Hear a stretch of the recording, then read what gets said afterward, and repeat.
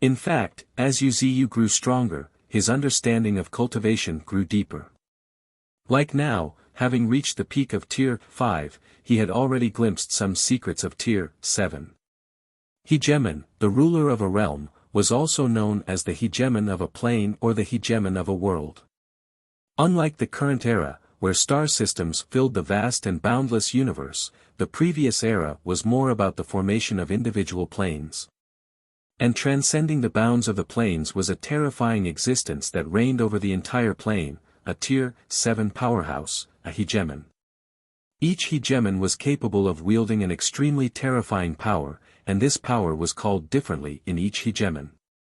In fact, due to the influence of the planes, the manifestation of each power was different. Nonetheless, their roots remained the same, and that was Tao or principle. Currently, the reason why Wuxia valued the soaring purple flood dragon so much was because he saw the possibility of understanding the principle of infinite. The principle of infinite was one of the 10 supreme principles, correlating to transcending all potential, as well as possessing limitless strength. Once someone comprehended this supreme principle, and did not perish midway, he or she would inevitably possess limitless strength. Except, this supreme principle was the most forbidden in the previous era. Each of the 10 supreme principles implies transcending all potential and boundless strength. Each supreme principle could not be replicated or simulated. In simple terms, when someone managed to cross the threshold of the supreme principle, other powerhouses, no matter how talented or invincible, could not comprehend this supreme principle. Each supreme principle was too powerful, powerful enough to make the heavenly Tao fearful. Terrifying enough to make everyone feel that it should not exist in the world. In the previous era, each supreme principle was said to be fundamental to the functioning of the plane. Anyone who comprehended them would affect the entire plane, and even countless other planes. Wuxia named the soaring purple flood dragon the infinite dragon god. The name spoke volumes about Wuxia's vision. A simple explanation would be comprehending a principle called infinite in the body of a dragon.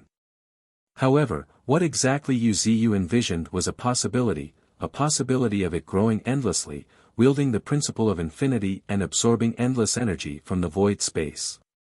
A growth which would ultimately transform it into a fearsome existence that would reign over the entire backside of the universe. And this was the real reason behind Wuxia naming it the infinite dragon god, Ophis. He hoped that one day, he would get to see Ophis connecting the beginning and end, encircling the entire void space. It had this possibility, even if the possibility was less than 1 in a billion. Still, this possibility was worth pursuing for any powerhouse, including Wuxia. If successful. Tier 8 is hopeful, murmuring, Wuxia's gaze became increasingly deep and unspeakably profound. That was the slowly raging flames of ambition, Wuxia's wild ambition that was gradually surfacing. He wanted to become the most terrifying existence in the entire universe, coexisting with the universe, lasting through countless eras, and transforming into a true eternal. But the infinite principle's threshold is too high, and it can't be forced. Saying this, Wuxia shook his head uncontrollably. Currently, it was still too early to mull about this. Compared to it, the mystery of the Azure Dragon could be comprehended rather quickly. Just like the infinite dragon god, Ophis, the Azure Dragon also carried a principle. And compared to Ophis' supreme principle of infinite, which was so remote that it could never be comprehended, Azure Dragon's greatest secret was its body. If one looked closely at the dragon scales covering its body, they would notice an inexplicable mystery surrounding them. They were flickering with a green glow, with a hint of vitality flowing within them. The Azure Dragon was considered a sacred spirit and born sacred, because these dragon scales recorded the principle of vitality just like the Book of Heavens. If Wuxia managed to comprehend it, then Tier 6 would not be far away, and even Tier 7, the realm of hegemony, was possible. While the vitality principle was not a supreme principle, it was still powerful. It was a branch of one of the 10 supreme principles, the principle of creation. As such, it was also strong and powerful, and comprehending it naturally had many benefits. This was why Yu's azure dragon body was so sacred and terrifying, because every sacred spirit was a gift from heaven, born to bear a principle. Compared to comprehending other principles step by step, where one could not even touch the threshold, the saint spirits were like books of principles, placed before everyone. Not only would they act as a guide but would also greatly enhance the speed of comprehension of their respective principle. Azure Dragon, the master of wood, the master of vitality, a sacred spirit, Yu's soft voice rumbled through the void space as his primary root that had transformed into an azure dragon flickered with an intermittent green glow, seemingly in resonance with Yu's words. At the same time, an unspeakable power began circulating around Yu. Visible to the naked eye, thousands of branches sprouted from Yu's trunk, growing continuously. And coupled with Yu's countless willow branches, his willow tree form became even more dazzling. And just as Yu was seriously comprehending the secret of the azure dragon, in a distant void space, Ruhur, a strange and hoarse roar rumbled through the void space, as a gargantuan beast, surpassing the understanding of ordinary beings, emerged in the depths of the void space. Its size was beyond words, like a continent. Its purplish body was covered in sharp bone spurs, and sharp fangs were protruding out of its mouth. Its forelimbs, every time they move, tore through the void, creating turbulence. Behind it, there was a tail stretching to an unseen end, swaying left and right, creating ripples through the void space. It resembled a dinosaur, its body supported by hind legs and its forelegs raised high. However, compared to his dinosaur-like form, it was its eyes that were truly spine-chilling, cold and complete white, without any pupils. They appeared extremely cold and grim. Its gaze would send shivers down anyone's spine. Even Zilien, who had rushed from afar, couldn't help but freeze when looking at that gaze, with a hint of caution flashing on its face. What a terrifying monster! Zilien remarked in a low voice, raising his long and sharp gleaming blades, that reflected his increasingly calm and serene eyes. However, the next moment, his expression became serious, seemingly sensing something. Ruhur, a sudden thunderous roar shook the entire void space. In fact, it could not actually be called a roar, but a sharp shriek that shook the soul. In that instant, the spiritual energy surging around Zilien suddenly collapsed, and Zilien was knocked out of his senses. In his moment of daze, Zilien felt a strong gust of wind struck him, as if a tsunami would crash into him at any moment. Humph! Zilien let out a cold snort as he fiercely opened his eyes that glowed with a gleaming purple light. At the same time, amidst the oncoming ripples, Zilien's figure constantly flickered, constantly closing in on the front like an assassin. Meanwhile, if one focused their attention on the other side of the battlefield, they would notice the hideous and gargantuan monster raising its claws and slapping it towards Zilien.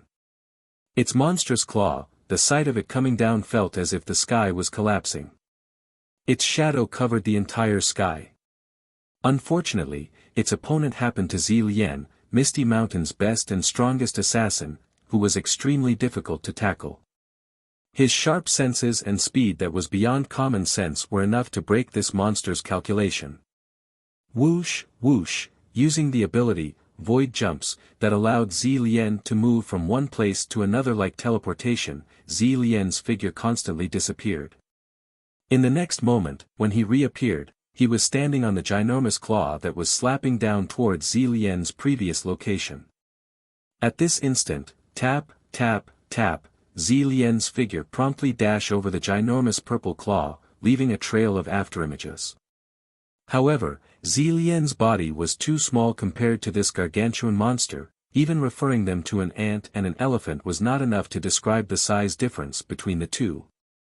The most apt description should be a microorganism and an elephant. The two bodies were completely not in the same dimension. Yet, Zilien was not afraid at all. With a smile, Zilien ran on this purple continent, constantly rushing towards the sky, targeting the vital point, the head. Kill! With a thunderous war cry, Zilien waved his arms, drawing a cross that shot straight ahead. The cross grew bigger and bigger as it traveled, growing to the size of 100 meters or even a kilometer in the blink of an eye, before striking on a peak that had suddenly sprouted from the purple continent.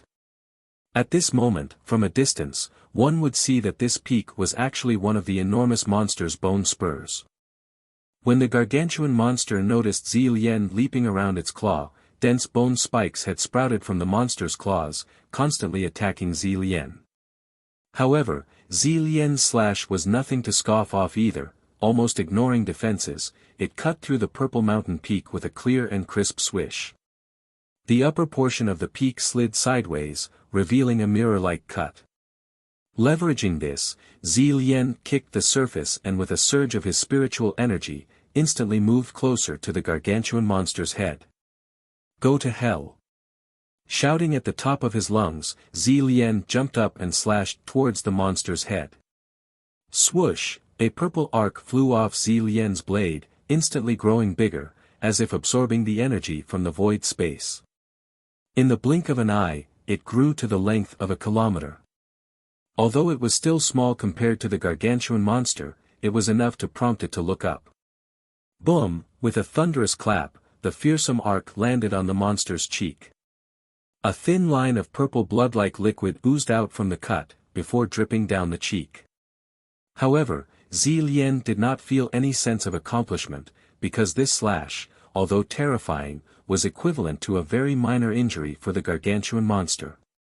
More importantly, Zi Lian noticed the wound healing, and at a ridiculous speed at that, the sight of which caused Zi Lian's pupils to shrink. Freaking monster, in shock and doubt, the corner of Zi Lian's eyes could not help but twitch. Its excessively oversized body and its diamond-like hard flesh was fine with him, but its healing ability was what was truly monstrous. After all, Zi Lian, over the course of successive evolutions, had developed an ability, bleeding, that applied a bleeding state to his opponent when they were injured by him, inflicting continuous secondary damage to the enemy while tearing through their defenses. Yet, at this moment, looking at the completely healed wound, Zi Lian's corners of eyes could not help but twitch. It was not that his ability was ineffective, rather the gargantuan monster's recovery speed was simply too terrifying. Thick skin, tough flesh, and a terrifying recovery. This should be the assassin's nemesis that Master has mentioned. Helpless, a wry smile appeared on Zi Lian's face. He had always believed that even the opponents with thick hide and tough flesh would not be impossible for him. After all, even the strongest defense was like paper before him. As for the terrifying recovery of his opponents, after coming to realize the huge role of recovery in the battles, Zi Lian had also actively developed an ability to hinder his opponent's recovery, bleeding.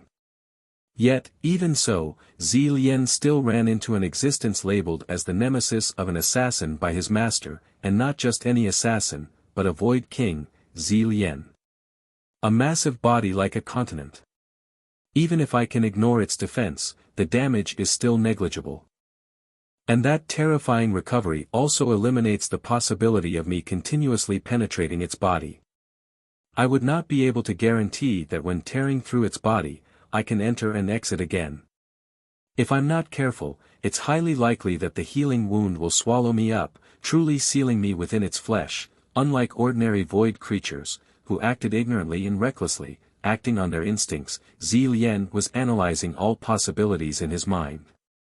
And during this analysis, boom, boom, boom, the confrontation between the two became even more intense. Of course, even when facing his nemesis, there was not a hint of worry on Zi Lian's face. While the gargantuan monster was terrifying his nemesis, if Zi Lian wanted to leave, the monster could not stop him. In other words, the initiative was still in Zi Lian's hands. And there was another point, Zi Lian did not think he would lose. Growing during the battle was his innate talent, and evolving was his instinct. Now, Zi Lian could feel a terrible power surging within his body. The cells in his body were constantly dividing, nurturing new abilities. This was Zi Lian's most terrifying talent, a body that evolved every moment. And now, if this monster failed to kill or swallow Zi Lian, and the battle dragged on, this monster would be facing an even more terrifying Zilien, and that Zilien would be its nemesis. In other words, a nemesis did not exist for Zilien. If there was a nemesis, he would just evolve further. Evolve the ability, bleeding, suppress its terrifying recovery. Evolve his blades, further increasing his attack power. Even evolve his body, just to make it more suitable for fighting this continent-like creature. Zilien's body crazily transformed as an inexplicable power surged within him. Visible to the naked eye, Zilien's scythe-like arms were shrouded in a rich and glaring purple light, becoming even longer and sharper. Faintly, the edges of his arms gleamed with a sharp sheen. However, this was not the end. Screech! Zilien let out a shrill screech as his figure, using the ability, Void Jump, flashed and dodged the gargantuan monster's attack, his body growing bit by bit. Crack, crack, his exoskeleton seemed to stretch, emitting a brittle sound like bone resonance. In just a few breaths, Zilien's body had doubled in size, yet things did not end there. The surging power stimulated Zilien's body, every inch and every corner, until fully covering his body. Suddenly, a more terrifying aura erupted from Zilien with a thunderous roar, impacting everything around, including the gigantic monster. It narrowed its eyes, casting a deep glance at Zilien, who was evolving at a speed visible to the naked eye. Right then, a flash of vigilance flickered in the gigantic purple monster's eyes, seemingly sensing something. Immediately after, a sky-shaking roar, akin to a dragon's roar yet similar to a serpent's hiss, echoed from the horizon of the void space, accompanied by a surge of purple glow. Soon after, a draconic head, but with a pair of snake-like eyes, appeared at the horizon. Don't force your evolutions. Yu's thunderous shout rang in Zilien's mind. Master, after a momentary daze, Zilien obediently heeded Yu's advice, suppressing the surging spiritual energy evolving his body. At the same time, his figure quickly exited the battlefield at an extremely terrifying speed, leaving a trail of afterimages. Master, why are you here? With a hint of doubt in his voice, Zilien looked at the purple dragon head rapidly approaching from the depths of the void space. A dragon but with snake eyes. It had no claws on its abdomen. This was a flood dragon, and not just any flood dragon. For now, it's best not to evolve. Yu cast a deep glance at Zilien and explained further, your current body is the most perfect. It's extremely flexible and nimble. However, if you keep increasing your size to counter it, trouble truly will be awaiting for you in the future. Yu's explanation pushed Zilien into contemplation. Actually, this was the drawback of his innate talent, evolution. If he forced evolution to counter strong enemies, those abilities would become his fatal weakness in certain situations. For example, Zilien increasing his size to counter the gigantic purple monster would make him lose his agility, and he would become slow and clumsy. The cons outweigh the pros. Fortunately, Zilien was not alone. He did not need to force himself to evolve against lone and powerful enemies, because he had Yu behind him. Ruor, the soaring purple flood dragon looked up and let out a sky-piercing roar that sounded like a dragon roar. At the same time, a resonant and hoarse voice echoed in Zilien's mind, I'll restrain it, you find an opportunity, and strike a fatal blow. Yu then reminded him again, remember, Zilien, you are my shadow. All your energy should be focused on assassination, and for dealing with more powerful enemies. Don't force yourself to evolve to deal with special enemies like this, thereby losing some abilities or physical advantages. Zilien trembled after hearing this. As if realizing something, the corner of his lips rose into a smile as he stated, I understand, Master.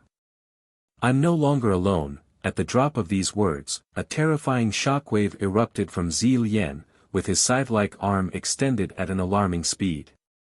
In just an instant, it grew to over 10 meters long, while several thin, cicada-like wings emerged from his back, buzzing rapidly. Second combat form, offensive form. Compared to Zi Lian's regular form, his attack power had skyrocketed by at least 50%, but consequently, his defense had weakened. This was a form evolved by Zi Lian purely for the sake of offense, abandoning defense. The reason he dared to use this form was because he saw the soaring purple flood dragon, that was as majestic as the purple monster in size, slowly coiling around the gargantuan monster covered in bone spikes. Suddenly, a terrifying shockwave spread from the soaring purple flood dragon, sending turbulent ripples across the void space. At the same time, Zi Lian saw the spike-covered monster tightly entwined by the soaring purple flood dragon, which was gradually tightening its grip with each passing moment. Along with this, a mournful roar emanated from the purple monster. "Master, I'm here." A wide grin appeared on Zi Lian's face, brimming in excitement. How could he not be excited? This was Zi Lian's first time fighting alongside his master. The next moment, with a surge of spiritual energy, Zi Lian transformed into a streak of purple light, swooshing towards the distant battlefield. Meanwhile, Yu Ziyu was not simply controlling the soaring purple flood dragon to fight the purple monster. Admittedly, the purple monster was extremely terrifying, its strength was still within the confines of Tier 4. If Yu Ziyu was willing to unleash his true power, he could have killed the purple monster in an instant. Except, like a giant snake, Yu Ziyu continued to shrink the soaring purple flood dragon entwined around the gargantuan monster. This was a terrifying power that could crush small planets. It was also the soaring purple flood dragon's most fearsome killing technique. Even so, Yu Ziyu still had the leisure to examine the gargantuan monster entwined by his root. Focusing his gaze, a purple screen of light manifested before Yu Ziyu's eyes. Race, Void Clan Rank, Tier 4 Innate Talent, Hunger. With hunger as base, it can digest and devour everything, and even quickly transform matter into bodily growth through its complex biological structure, increasing muscle mass and density, and making its outer shell as hard as diamonds. Unique abilities, Bone Spikes. When mere growth in size is no longer enough for it, it expels excess matter to form sharp bone spikes, piercing its prey. Feast, opening its gaping maws, it releases a terrifying suction force, devouring everything, even energy. Piercing Roar, its roar is so sharp that it can even pierce the soul. Earth Stamp, thanks to its enormous size that is beyond anyone's imagination, it can cause massive destruction with a single step. Tenacious Skin, its skin is as hard as diamonds, and can resist all attacks. Extreme Recovery, conjoined with the devourings, its recovery ability becomes even more terrifying. Casting a long, deep glance at the terrifying creature entwined by him, Yu Ziyu's eyes could not help but narrow. A void behemoth, called Hunger. It truly lives up to its name. Hunger was indeed a fitting name for it. Driven by insatiable hunger, its desire to devour everything was perfectly embodied in this monster. Suddenly, Yu Ziyu felt the monster opening its massive jaws. Then, with a harsh grating sound, the soaring purple flood dragon, Ophis transformed from Yu Ziyu's cosmic root slightly trembled. At this moment, if one looked near the head of the massive monster, they would see Ophis tightly entwined around the gargantuan beast, overflowing with purple sap that resembled blood. Roar! At the same time, a thunderous painful cry escaped Ophis' jaws as a surge of intense pain flooded Yu Ziyu's mind. Simply because, this purple monster had bitten into Yu Ziyu's body, almost biting Ophis into two. Adding more to the dread, a horrific suction emanated from the gargantuan beast's mouth, sucking in not only Yu Ziyu's spiritual energy, but even Ophis' flesh and blood. Rather than being driven by hunger, it's more like being accompanied by the need to devour. Yu Ziyu let out a sneer, having seen through the true nature of this purple monster. Devouring everything and absorbing it into its own power, isn't this the weakened version of the renowned devouring principle? But, compared to the devouring principle comprehended by others, this monster is more like a slave to the instinct of devouring, and has surrendered to its hunger. Still, it is precisely because of this that it has managed to grow so rapidly, reaching Tier 4, expanding to half the size of the moon, and even becoming one of the kings of the Void clan, specifically the 17th Void King. Focusing his gaze, Yuziyu gazed fixedly on the last row of the status screen. Yuziyu let out a cold sneer, unmoved by the entire devouring. Instead, he controlled Ophis to also open its gaping maws, revealing its pairs of sharp gleaming fangs before plunging them deep into the gargantuan purple monster. However, this was not the end, because at this moment, Yuziyu's Ophis too emitted a strong suction. Although it was inferior to the purple monster's suction, it was still enough to allow Yuziyu to plunder the purple monster's flesh and spiritual energy. This was an ability possessed by every root and branch of Yuziyu, nutrient absorption, which allowed him to turn everything into nutrients, absorbing them completely, including spiritual energy. And now, Yuziyu was using this ability to absorb the purple monster's flesh and spiritual energy. Of course, this was just the beginning, because at this moment, innate talent, absolute evolution, muttering, Yuziyu's metamorphosed soul, like a supercomputer, began to analyze the essence of the purple monster. At this moment, witnessing Ophis and the purple monster entwined with each other, seemingly devouring each other, Zi Lian's pupils suddenly focused. His spiritual energy surged with a roar as Zi Lian, taking advantage of the purple monster's distraction, swung his scythe-like arms at its massive jaws without a moment of hesitation, unleashing a kilometer-long purple arc squish. The long purple arc cut through the purple monster's thick hide, splattering purple blood everywhere. However, this was just a start. The next moment, taking a deep breath, Zi Lian continuously swung his scythe-like arms. First slash. Second slash. Third slash. In a short span of a few breaths, tens of thousands of purple slashes erupted like a storm around the purple monster's mouth, and the target of these slashes, the purple gargantuan monster, broke into thunderous painful shrieks. Faintly, a hint of fear appeared on its face. Although it was faint, it was captured by Zi Lian. At this moment, if one observed the purple monster carefully, they would clearly notice its strength weakening due to Zi Lian's slashes. And because of this, streams of purple energies, like a flood, surged into Ophis' gaping maws that had bitten into the monster's body. And with the surge of the purple energy, a brilliant purple halo burst forth around Ophis. It seemed to be undergoing an evaluation. Even its aura grew more and more terrifying. This power, Yuziyu's eyes suddenly sparkled with an unusual glint, seemingly sensing something. At this moment, an indescribable energy was continuously flowing into his body through the body of this purple monster. It was a very strange power. However, it was precisely because of this energy that Yuziyu felt this particular secondary root, the body of the soaring purple flood dragon, Ophis, undergoing mysterious changes. At the same time, the text on the status screen began to writhe.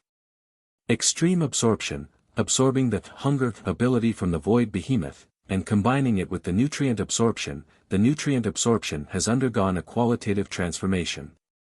The extreme absorption ability allows you to perfectly absorb all food and can also eliminate impurities. Witnessing the evolution of the ability, nutrient absorption, a slight smile appeared on Yuziyu's face. Yuziyu was extremely pleased with this, for this further enhanced his ability to digest food. Although this transformation was only for this particular secondary root, cosmic root, it was sufficient for Yuziyu. In Yuziyu's opinion, the soaring purple flood dragon transformed from his secondary root, the azure dragon transformed from the primary root, and the immortal tree, his tree form, were three separate but mutually dependent entities. The paths they took were different. Their directions were different. But their essence was centered around Yuziyu, bearing his soul. It was somewhat similar to the famous divine ability from the previous era, one chi transforms into three pure ones. However, compared to the mysteriousness of the divine ability, one chi transforms into three pure ones, Yuziyu was not yet capable of simultaneously controlling these three bodies. Even if he tried to force it, he could not fully unleash their true power. If I have the fortune of witnessing a divine ability like the one Qi transforms into three pure ones, I might experience a real transformation, murmuring, a trace of anticipation flickered in Yu Ziyu's eyes. According to the legends, the divine ability, one Qi transforms into three pure ones consisted of three entities that were one but also independent, each following their own path. However, as long as one of them was alive, the other two would be truly immortal. Even powers that cut through fate, time, and causality would struggle to sever their connection. In other words, anyone who had successfully practiced the divine ability, one Qi transforms into three pure ones, they would become a terrifying existence that was immortal and indestructible. There was even a rumor that just a transcendent who was just at Tier 7 managed to fight with a Tier 8 eternal transcendent for 10,000 years thanks to this ability by hiding one of his true forms. This spoke volumes of the terror of this divine ability. And now, Yu Ziyu was following a similar trend. The soaring purple flood dragon, azure dragon, and even the immortal tree were each walking their own paths. The soaring purple flood dragon sought to bear the supreme principle, infinite principle, aspiring to become the most terrifying existence in the depths of the void space, dominating the entire void world, and transforming into the infinite dragon god. The azure dragon was a naturally born sacred being, the master of wood, and the ruler of vitality principle. The immortal tree was a heaven and earth spirit tree, immortal and indestructible, bearing the immortality principle. If all three entities managed to make breakthroughs, Yu Ziyu would almost be able to leave this star system. Of course, mastering the divine ability, one Qi transforms into three pure ones would only serve as a cherry on the cake.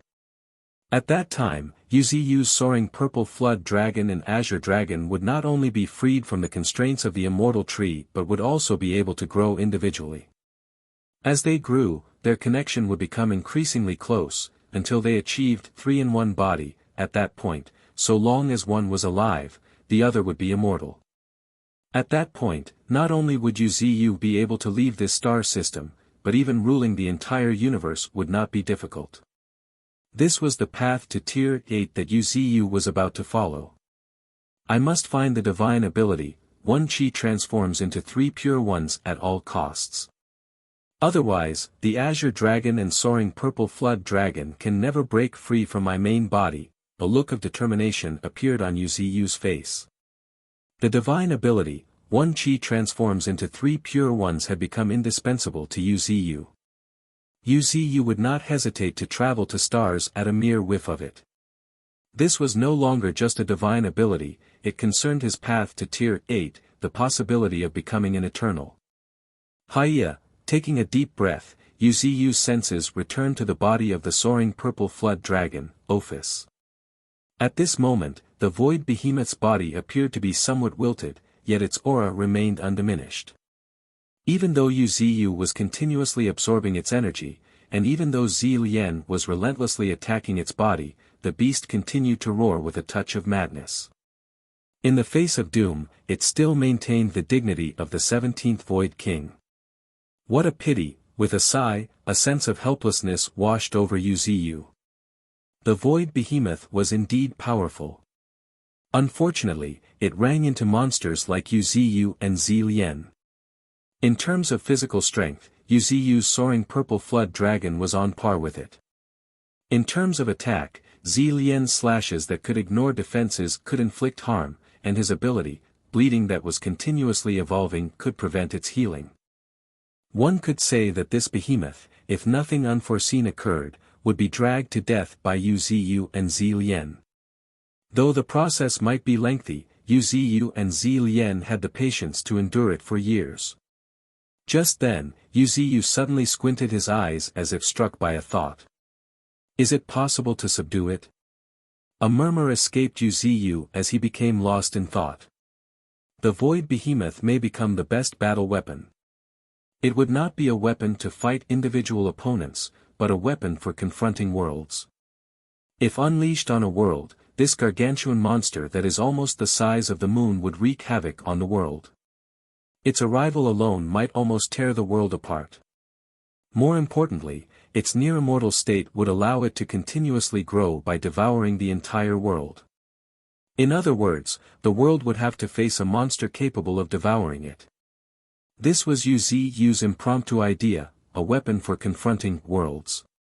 However, this brought up another point that put Yu Ziyu in a dilemma. An entity like this that devoured worlds indiscriminately and was difficult to control, would inevitably grow stronger and stronger, and ultimately even Yu Ziyu might not be able to subdue it. This means that if I want to use it as a battle weapon, I must find a way to restrict its growth. With this thought, Yu Ziyu's eyes flickered non-stop. As for subduing it, Yu Ziyu abandoned the idea almost immediately.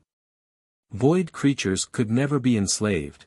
They were embodiments of chaotic will, driven by instinct, and their willpower was not something ordinary people could shake, unless one managed to forcibly possess them like Zi Lian and willingly submitted to Yu Ziyu. Therefore, any notions of contracts or mental controls were futile. Suppress its growth. As the thought crossed his mind, Yu Ziyu quietly observed the gargantuan monster, which was nearly as large as half the moon. Suppressing the growth of this monster was no easy task. While advanced through tears shedding sweat and blood, this gargantuan beast simply grew stronger by devouring. Even if it were unleashed on Yu Ziyu's home planet, Earth, and managed to devour the entire Earth, while it might not manage to reach Tier 6, but reaching Tier 5 was a definite possibility. It did not have to worry about an uncontrollable surge in spiritual energy, or whether its mind could withstand the sudden rise in its cultivation. All it needed to devour and devour. Hiya, Yu Ziyu could not help but heave a sigh. He realized that void creatures were indeed extraordinary creatures. No wonder this race has the potential to wage war against countless others. Just the 17th Void King, the Void Behemoth, was such a formidable monster, one could only imagine how terrifying the other void creatures were. For instance, Zi Lian, the 9th Void King, had an innate talent, evolution, which was terrifying enough to send shivers. At the very least, being targeted by him would make it impossible to sleep peacefully.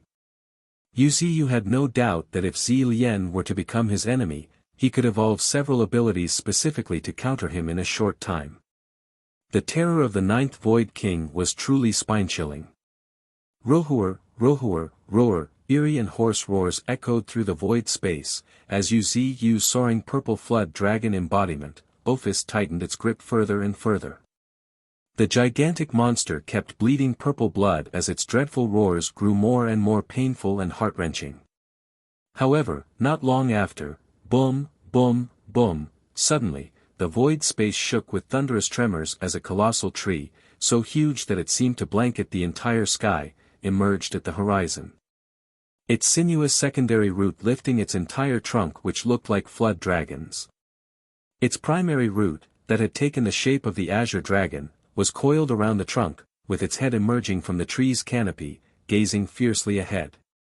In addition, it was surrounded by 9 massive vortices of varying colors, spinning endlessly, painting the void space in all kinds of hues. Come here. Just as Yu Ziyu gave the command, the 9 vortices around Yu Ziyu's colossal tree form violently trembled before spinning in an accelerated pace. At the same time, the vortex with a purplish hue continued to expand, quickly growing to the size of a mountain. However, this was just the beginning. With a continuous surge of Yu Ziyu's energy, the purple vortex kept expanding, transforming into an enormous disk that blanketed the void space above everyone within a short period of time. Moments later, a terrifying suction came from the disk above, so terrifying that it felt as if it aimed to devour everything. Zi Lian, shouted Yu Ziyu, and the distant Zi Lian, seemingly understanding Yu Ziyu's intentions, abruptly thrust his arms into the void behemoth. At the same time, Yu Ziyu's soaring purple flood dragon also exerted strength. The suction of the vortex, the thrust of Zi Lian, and the pull of the soaring purple flood dragon ultimately dragged the gargantuan monster. Boom, boom, boom, the void space trembled as the colossal beast, comparable to the size of a continent, was being drawn towards the enormous purple disk above at a speed visible to the naked eye. Roar, Rohar, sensing his doom, the gargantuan beast's eerie and hoarse roars suddenly intensified. In addition, its spiritual energy surged as its gaping jaws clamping down on Yu's soaring purple flood dragon erupted with an even more terrifying suction force. It seemed as if it aimed to devour the soaring purple flood dragon entirely. So, it's finally showing its true cards, Yu smiled in his heart, completely unfazed by the whole ordeal. The soaring purple flood dragon, which could grow infinitely, was not afraid of being devoured. As long as there was ample spiritual energy supply, the soaring purple flood dragon could grow as large as it needed. As such, it didn't matter much if the void behemoth tried to devour it. Just as the void behemoth was the nemesis of Zi Lian, the soaring purple flood dragon was equally effective against the void behemoth, especially with the support of Yu's main body, the immortal tree. The peak of Tier 5 power gave Yu an almost inexhaustible supply of spiritual energy, enough to sustain the growth of the soaring purple flood dragon. Soon afterward, amidst the mournful roars, the void behemoth was finally sent into the space called Pocket of Void. The Pocket of Void was the most mysterious space for Yu. It was connected to the void space and was also where Zi Lian resided for years. According to Zi Lian, being in this void space was like returning to the mother's embrace. It was precisely because of this that Yu intended to suppress the void behemoth in the void space. Besides, the Pocket of Void had the same origin as the void behemoth and did not contain any living beings. Thus, Yu was not worried about the monster devouring anything further and growing again. Killing it would be a waste to kill a monster like this, it's better to keep it. With a smile, Yu glanced at the nearby Zi Lian. Impressive. Compared to before, Zi Lian's aura had surged even more. But that was to be expected, someone like Zi Lian with an ability like evolution would definitely grow through battles. Suddenly, Yu's eyes narrowed as his gaze fell upon Zi Lian's status screen. Bloodsucker, the scythe arm can absorb blood and spiritual energy, not only replenishing his own stamina but also accelerating his growth. That's quite an amazing ability, Yu praised calmly. Compared to the voracious hunger, this ability was more refined. At least, it was not too messy in appearance. Just then, as if realizing something, Yu reminded, "Let's go, we've been delayed long enough." "Yes, Master." With that, Yu and Zi Lian silently headed towards Earth. The void space was completely different from the universe. It was devoid of everything, whether it was direction or gravity. Even space itself was chaotic. For any other transcendent, stepping into the void space might result in getting lost even without doing anything. Even if they tore apart space again, they might not necessarily return to their original point. All this because the void space and the universe were like two parallel, flowing rivers. Entering the depths of the void from the universe was easy, but returning from the depths of the void space to the universe, without proper coordinates, could be a major problem. Even if one entered the void space and did nothing, tearing apart space again would still be problematic. For example, if a Tier 4 on Earth tore apart space and entered void space, they might find themselves in an entirely desolate outer space upon tearing the space and returning from void space, with no Earth in sight, and possibly other planets. In such a case, survival would be nearly impossible, and this is the true terror of the void. Of course, for Yu, it was manageable. The cosmic roots, spreading in all directions, tore apart space like nails, enveloping Earth and even the area around the moon. As such, it would rather be extremely difficult for him to get lost. After all, as a tree, Yu's main body was quite capable. With countless roots like a spider's web, Yu's main body could cover most of the depths of the void space while remaining present in various corners of the universe. Meanwhile, deep within misty mountains, heavy dark clouds stretched for kilometers, as if they might collapse the entire world beneath them. Beneath the stretching sea of clouds, atop a peak stood giant lightning bear, raising its huge claw. Countless lightning bolts, resembling silver serpents, continuously slithered within the layers of clouds. Suddenly, lightning soared. A thunderous roar, like a clap of thunder, reverberated through the sky. Immediately after, much to the shock of numerous mutant beasts, sky-shaking rumbles, like the world earth splitting apart, erupted as the lightning bolts streaking within the clouds finally exploded. Then, with another deafening rumble, thousands upon thousands of silver serpents transformed into a sharp sword that suddenly cut through the sky and charged towards a figure on the ground. The flash from the arc descended from the clouds and reached the horizon, illuminating the dark sky in an instant, also revealing a steel behemoth that appeared to be in fear. I surrender. Looking up at the sword of lightning that seemed to be about to engulf him, even the giant steel rhino of the steel world felt an inexplicable terror, let alone the other mutant beasts. The power of lightning was overwhelming. Even more terrifying was the towering figure standing on the peak, surrounded by silver lightning, resembling a god of lightning. This was a terrifying existence from the depths of Misty Mountains, giant lightning bear. So fearsome, that just a casual strike from him was beyond what a Tier 3 could resist. Meanwhile, it seemed that the surrender of the giant steel rhino was heard. The lightning descending from the sky suddenly changed direction. Boom! With a thunderous roar, the earth shook violently, before a terrifying shockwave of wave and pressure spread into the surroundings, spreading over an area of tens of thousands of kilometers, bending countless ancient trees. Gulp! The giant steel rhino's throat moved up and down, staring in horror at the massive crater that had suddenly appeared nearby. The crater was about 100 meters wide, and so deep that it was difficult to see at bottom, even with its sharp sight. All he could see was an area of scorched blackness, with faint flickers of arcs of electricity flickered at the bottom of the pit. This lightning truly is like a sword piercing into the earth.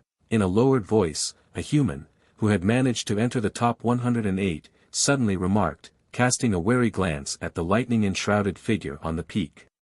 He was Long Shao of Shanghai, one of the most famous prodigies among humans, and one of the top 10 rising stars of China. He was also the only one to have defected from China, joining the Misty Mountain to compete for the elemental fruit.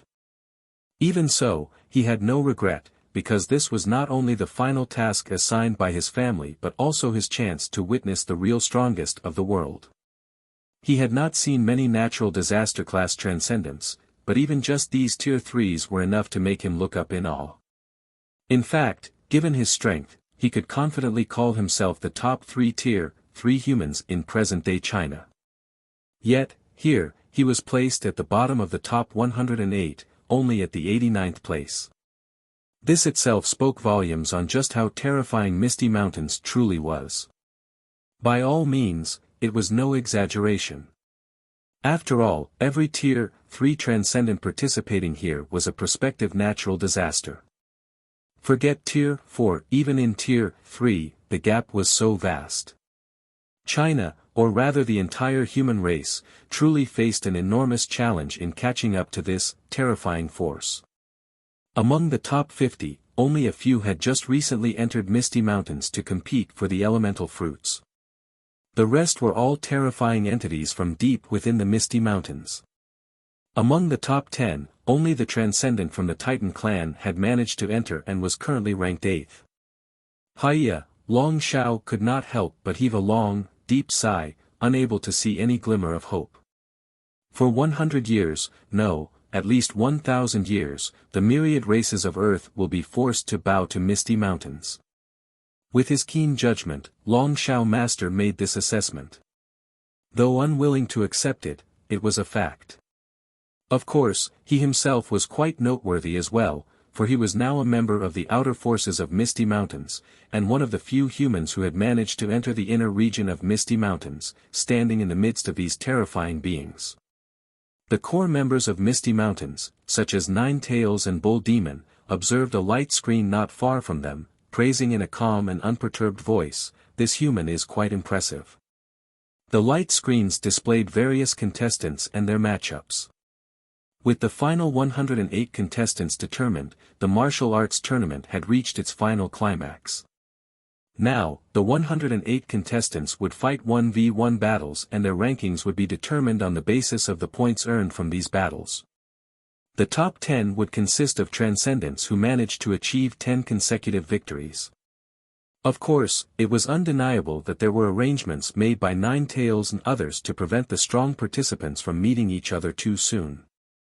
That's Long Shao, the scion of a top family of China, the Long family. According to the rumors, he has awakened the dragon bloodline. Although human, he's essentially a top-tier mutant beast in human guise, with a formidable physique and astonishing elemental control. Listening to Bull Demon's investigation, Ninetales' lips curled into a smile as she suddenly asked, "Are you sure he has awakened his dragon bloodline?" Asking this, Ninetales' gaze shifted towards the depths of the Misty Mountains, where a cold and aloof figure emerged, accompanied by heavy footsteps. The slender figure, cloaked in a black robe, had long silver hair that danced in the wind. A moon-shaped mark was visible on his forehead.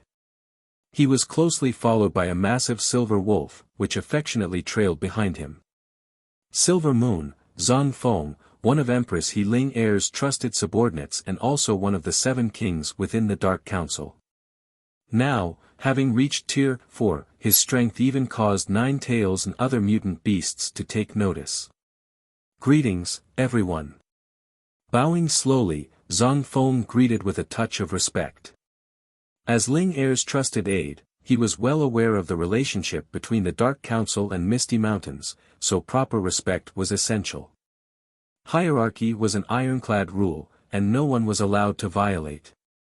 If someone did, the divine tree would not need to act, Ling Heir herself would strike first to eliminate such defiance. After all, any discontent within the subordinate forces was the greatest provocation to Misty Mountains.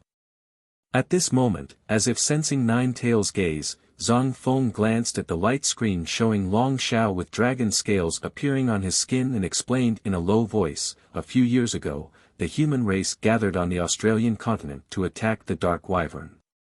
At that time, the human race found 4 dragon eggs, which were divided between China, America, Japan, and Britain.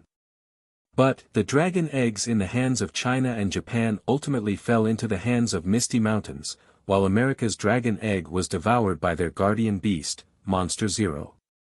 As for the last one, eyes narrowing, Zhang Feng gazed deeply at the human figure on the light screen, Long Shao, and continued, "The last dragon egg, belonging to Britain, was intercepted by a mysterious force on its way back and has been missing ever since. This remains one of Britain's greatest scandals, still unspoken of today. From the looks of it, this mysterious force was likely to be sent from China. In that case, he can also be considered my brother," with a mocking laugh, the massive lightning dragon, Little Tenth, who lay on the ground with purple lightning flickering across his body, slowly lifted his head. Casting a glance at the light screen, Little Tenth turned and looked towards the martial arts tournament field in the outskirts of Misty Mountains. Boom! In an instant, Little Tenth's consciousness expanded.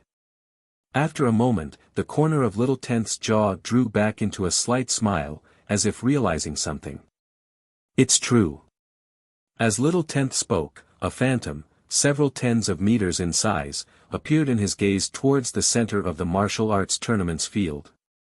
Upon closer inspection, the phantom appeared to bear resemblance to dragons. It was covered in scales and had a pair of wings and hind limbs. As for its forelimbs, they formed a pair of leathery wings, much like a bat's but much larger in size. Its dragon eyes flickered with reddish-yellow glow, seemingly burning with blazing fire.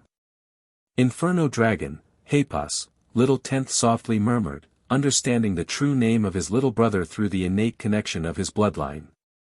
As a matter of fact, the dragon kinship was quite different. Generally, apart from seeking mates, they did not care about their so-called kins. Even their own children and parents were of little to no concern. Proud and powerful, that was the nature of dragons. Thus, more often than not, people labeled dragons as cold, cruel and violent creatures. Even little Tenth was no different. He did not care if he shared the same bloodline as Long Shao. If the human that his brother, the Inferno Dragon, Hepos was inhabiting was in the enemy camp, he would not hesitate to tear him apart, erasing his soul as well. The cruelty of dragons could not be underestimated to little Tenth. The Inferno Dragon Hepos' loss of his physical body and the fact that his soul and bloodline now inhabited a human was seen as an insult to the dragon race and a smear on the dragon's name. However, considering that times have changed, and the dragon race no longer existed in totality, and this fellow still has a bloodline connection to him, little Tenth's corner of jaws drew back, revealing an awry smile. Boom! With a flap of his dragon wings, like a flash of lightning, little Tenth suddenly vanished into the sky. What's little Tenth doing? White Tiger voiced his confusion. He's probably going to check on his kin. With a hint of amusement, Nine Tails took a deep look at the direction in which little Tenth had departed. If there are no surprises, little Tenth is likely going to find the one called Long Shao. Others might not know, but Nine Tails was sure of one thing: little Tenth certainly would not have a good attitude towards Long Shao. And all this was because Long Shao was too weak, so weak that he brought disgrace to the name of the dragons. And this was something that little Tenth, the most pure and proud dragon, the little Tenth, could not tolerate. As a matter of fact, little Tenth held great respect for Sarcosuchus, not just because Sarcosuchus was his fourth brother, but also because as someone evolved into a dragon, Sarcosuchus was far stronger than anyone could imagine. Dragons respect the strong and were disgraced by the weak. Soon after, at the center of the martial arts tournament field in the outskirts of Misty Mountains, Roar, a sky-shaking dragon roar reverberated across the sky, with dark clouds rolling in, covering the clear blue sky in an instant. This phenomena was far more terrifying than the storm clouds summoned by the giant lightning bear, for at this moment, it was as if the apocalypse had arrived, with arcs of lightning as thick as arms continuously intertwining across the sky, illuminating the entire world as if it were daylight. Within this brightly illuminated world, a purple dragon head suddenly emerged from the depths of the sea of dark, dense clouds. Roar, roar, roar, screech, screech, screech. With a tide of low roars and cries sweeping through the outskirts of Misty Mountains, countless mutant beasts bowed down and greeted in unison, even those who had just joined Misty Mountains. We pay respect to the 10th great beast. A tear for transcendent, a natural disaster commanded the greatest awe. Little Tenth did not give any response. While he was somewhat docile in front of Nine Tails and Bull Demon, he remained cold and imposing in front of the other mutant beasts. Roar! The thunderous dragon roar reverberated again as a suffocating dragon prestige suddenly pressed down on everyone like the sky itself was collapsing. Visible to the naked eyes, the skyline seemed to shatter with countless illusory purple lightning arcs materializing, overflowing from the fractured sky. This was Dragon's prestige. The materialization of pressure was the one of the most terrifying forms of might. Not to mention ordinary beings, even the Tier 3 mutant beasts, who were looking at this sight from afar, could not help but feel their soul tremble at the sight of this. Yet, at this moment when the entire world was engulfed in a horrid silence, Roar, another dragon roar suddenly erupted. Unlike Little Tenth's deep and powerful roar, this roar had an indescribable childishness. It even sounded somewhat weak. But despite this, the childish dragon roar still sounded prideful. Roar, roar, several more dragon roars followed, carrying an indescribable stubbornness. The source of these draconic roars was a human, who happened to be the only one standing upright among the multitudes of bowing figures. A phantom of a dragon slowly manifested behind him. Its eyes were burning with flames. And as it spread its dragon wings, a sea of flames spread through the sky, with countless tongues of flames leaping wildly. What was even more shocking was that the human seemed to have lost consciousness, his pupils completely out of focus. However, his pupils had flames raging inside them. Furthermore, glaring fiery red dragon scales continuously emerged on his body, covering him in an instant from head to toe. From a distance, the human looked like he had transformed into a humanoid dragon beast. So, yeah, a weak voice suddenly sounded in the air, seemingly in disbelief. Hepos, you're a true disgrace to the name of my dragon race. A disdainful voice, like a thunderclap, exploded in the hearts of countless people, deafening many mutant beasts. However, because of this, except for a few top-tier Tier 3 mutant beasts, the other mutant beasts seemed deaf, unable to hear anything. All they saw was the lightning streaking in between the dark clouds, flashing more intensely, as if roaring in anger. Yet, after a moment, Ruor, the terrifying dragon roar echoed once again, before a drop of glowing liquid, seemingly blood, flew out from the depths of the dark clouds. Humph, grow quickly, or I will kill you. At the drop of these words, the dark and dense sea of clouds dispersed, with the imposing figure of the little tenth also disappearing. Meanwhile, on the ground, countless mutant beasts saw the massive drop of glowing liquid, seemingly blood mixed with lightning, fall heavily onto that human. Roo! A long howl, akin to a dragon roar, erupted from the human's mouth, accompanied by a deep red firestorm rising around the human.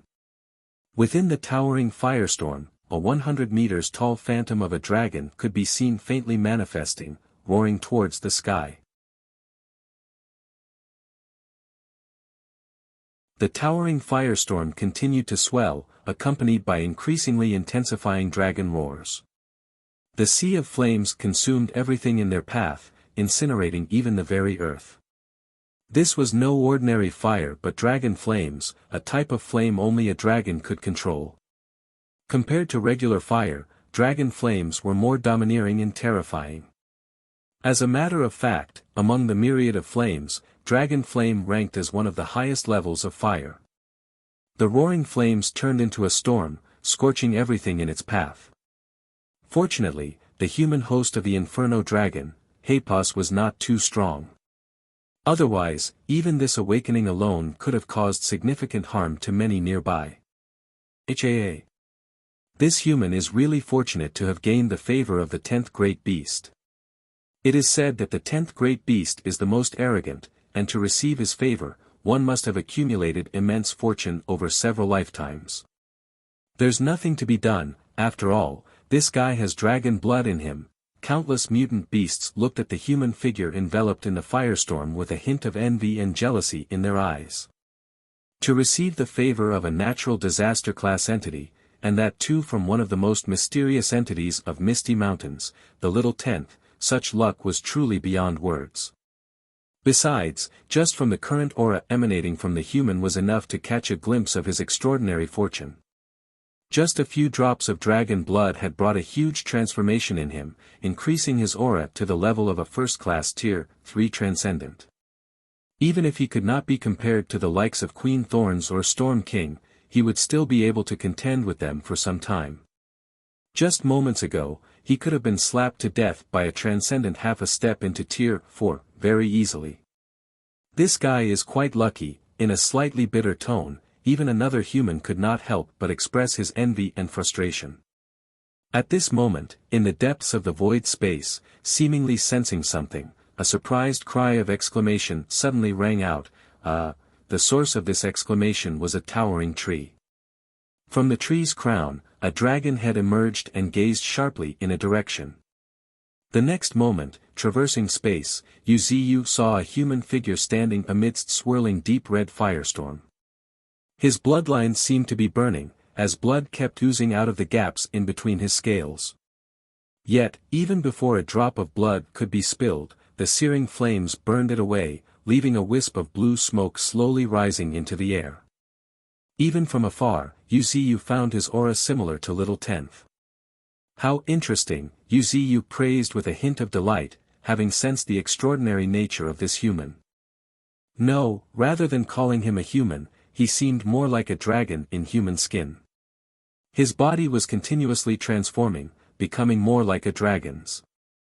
Except, it differed in shape compared to a true dragon. The human blood flowing through him was now burning away, replaced by brilliant golden blood, dragon blood. Even the so-called soul. In a tone full of amusement, Yuziyu opened his blood-red heavenly eye and saw a giant illusory dragon with flames burning all over it, quietly overlooking the illusory human soul in a grayish misty space. Human, make a contract with me. In the name of the Inferno Dragon, Hepos, I make a contract with you. From now on, I shall reside within your body, and you shall possess my true power. Combining our powers, we'll surpass everything and will witness the true forbiddens in this world, Hepos declared in a majestic and solemn voice, retaining the pride of the dragon race. It was accompanied by a blood-red pentagram that appeared beneath their feet. Is this really possible? The young human questioned with a hint of confusion. Actually, he had always been aware of the existence of Hepos. However, Hepos had never paid him any attention. In fact, there was a time when Hepos had even considered devouring him. However, having just been born, although Hepos' soul was not weak, he was not strong enough to devour him. More importantly, as the master of this body, Long Shao had the capability to destroy everything, including himself. Thus, this dragon and human had maintained a delicate balance.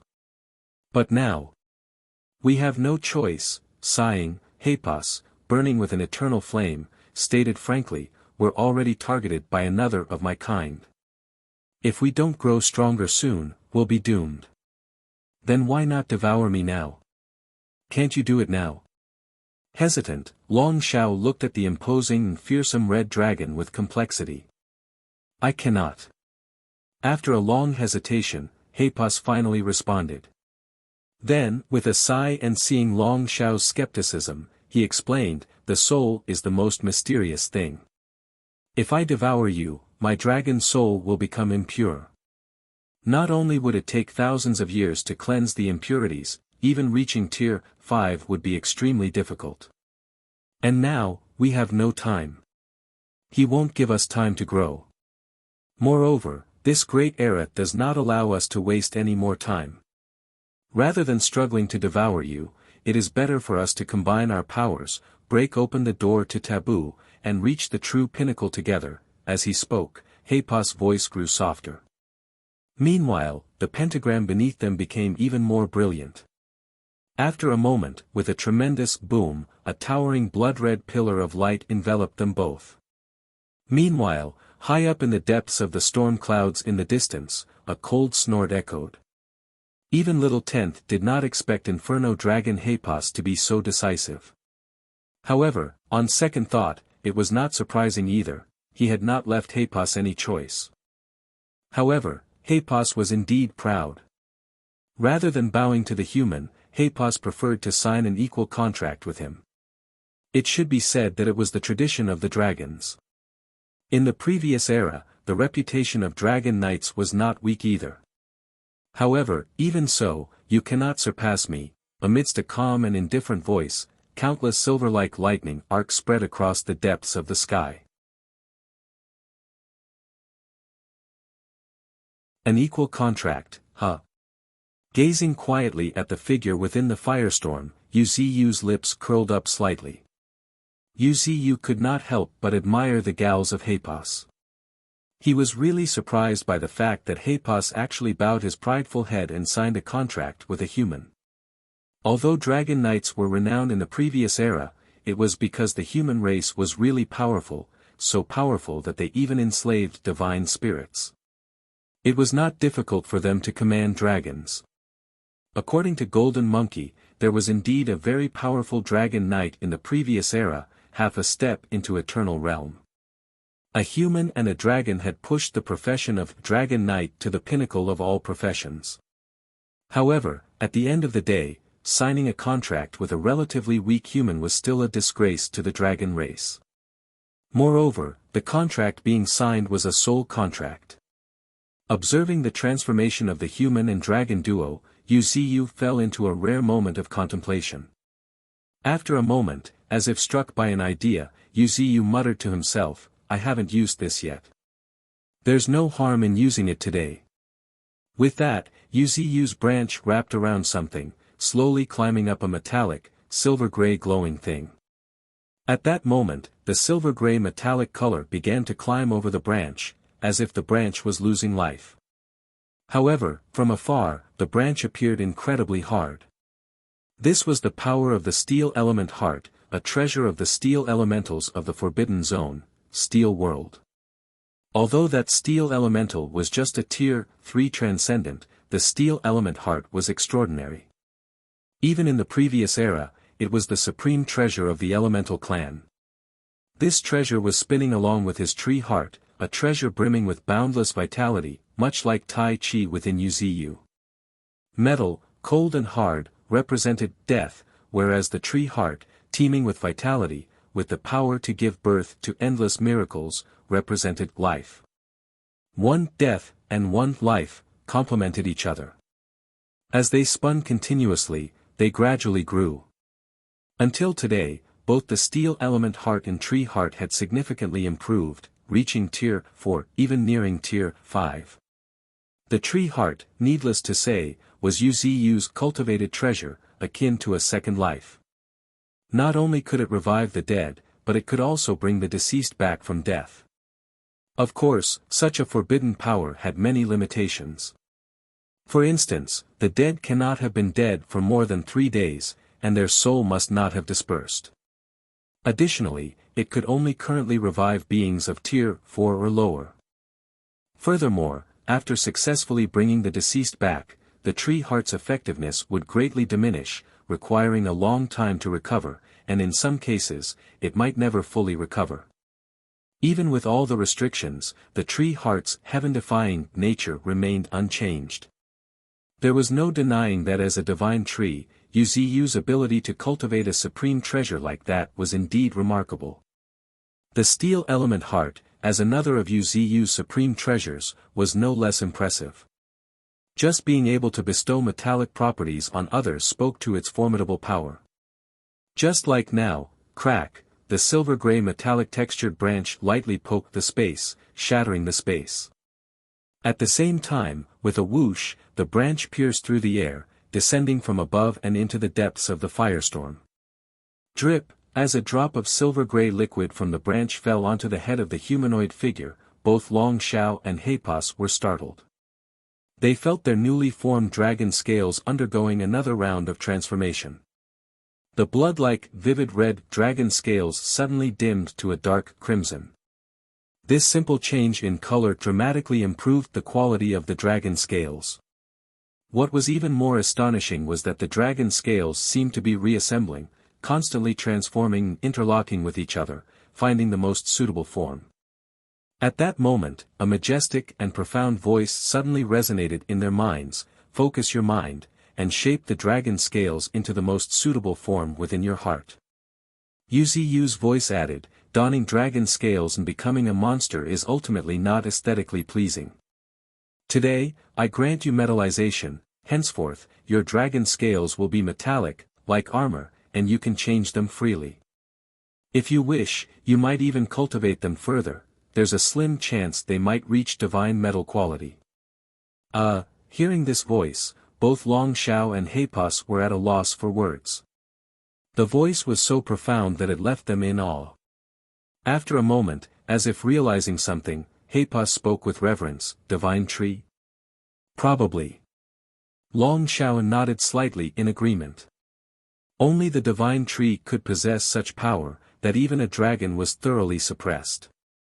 Only a divine tree would have such means to significantly enhance the quality of dragon scales. Thank you for the blessing, divine tree. Without hesitation and any delay, both Long Xiao and Heipas thanked in unison.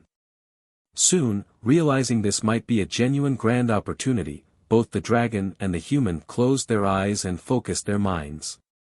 Not long after, as if comprehending Uziyu's intent, boom, boom, boom, with the surge of spiritual energy, the crimson dragon scales fluttered into the air before enveloping them like countless butterflies. At the same time, numerous dragon scales gradually reassembled into a cold crimson armor, appearing before them. Whoosh! Suddenly, as a gust of wind blew past, tongues of flames could be seen flickering around the crimson armor. Inferno Dragon Scale Armor, it was the name given by Long Xiao. It had not become his natal armor. He and armor were one and the same, growing with him. This was a genuine grand opportunity, an extraordinary opportunity. Looking at the crimson armor floating in the air, cold yet aflame, both Long Shao and Hepos saw it as a beacon of hope, their eyes shining brightly. Metallization was the unique ability of the steel elemental heart. It could alter the essence of objects, transforming them into metal. Furthermore, as it infused a trace of quintessence of steel, the target had the potential to grow. For example, Wuxia infused a trace of quintessence of steel into the Inferno Dragon scale armor worn by Long Shao, endowing it with boundless potential and transforming it into a growth-type metal. If properly nurtured, it might even reach the ranks of the legendary divine metal. However, potential was still just potential and not the actual thing. Had it not been for seeing the slight possibility in Long Shao and Inferno Dragon, Hepos, Wuxia would never have infused the quintessence. After all, the most precious aspect of the steel element heart was its 9 wisps of quintessence of steel.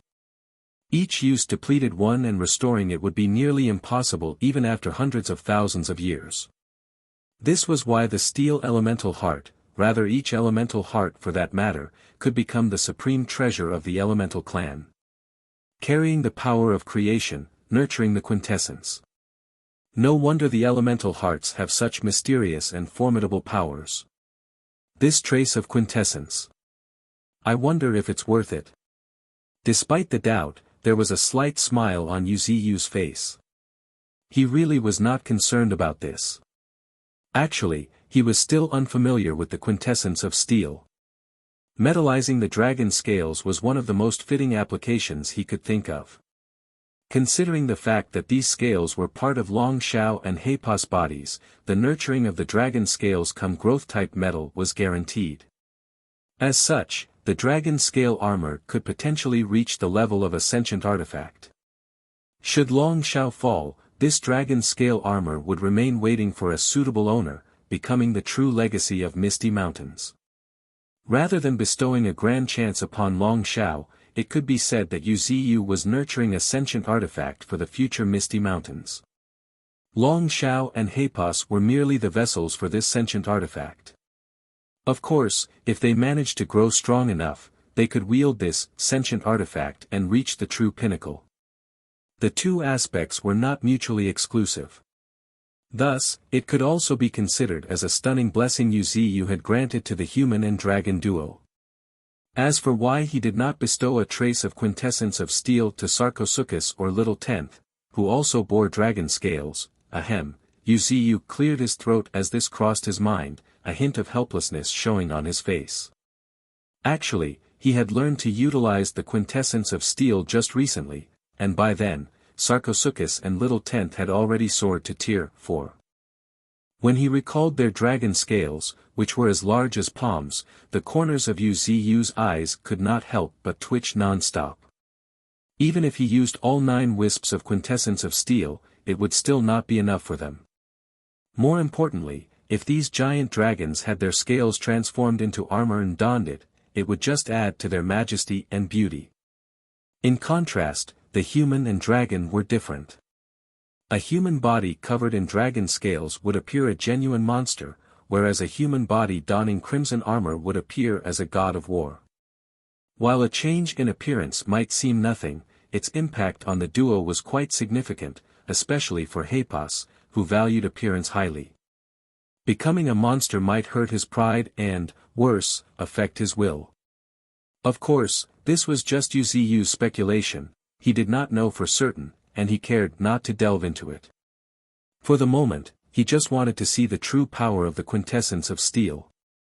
And the results were looking quite promising. The crimson armor, gently floating in the sky, gleamed with a vibrant red and intermittently flickered with flames. It seems to have been born from the fire, exuding an indescribable majesty. And yet, this was not the most frightening part. The most frightening aspect was that the crimson armor was adorned with intricate patterns.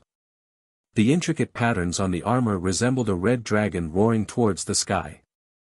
Faintly, one could hear the vivid, lifelike dragon roar emanating from it.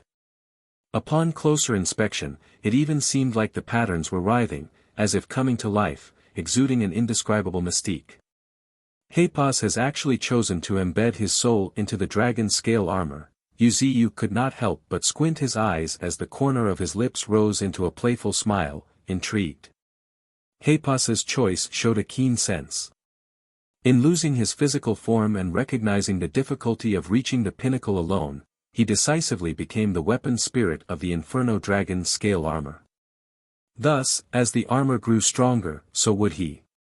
Even when the Inferno Dragon's scale armor became the highest level sentient artifact, the Extreme Tao Imperial artifact, Hepos could achieve true revival and unleash power that could sweep across stars.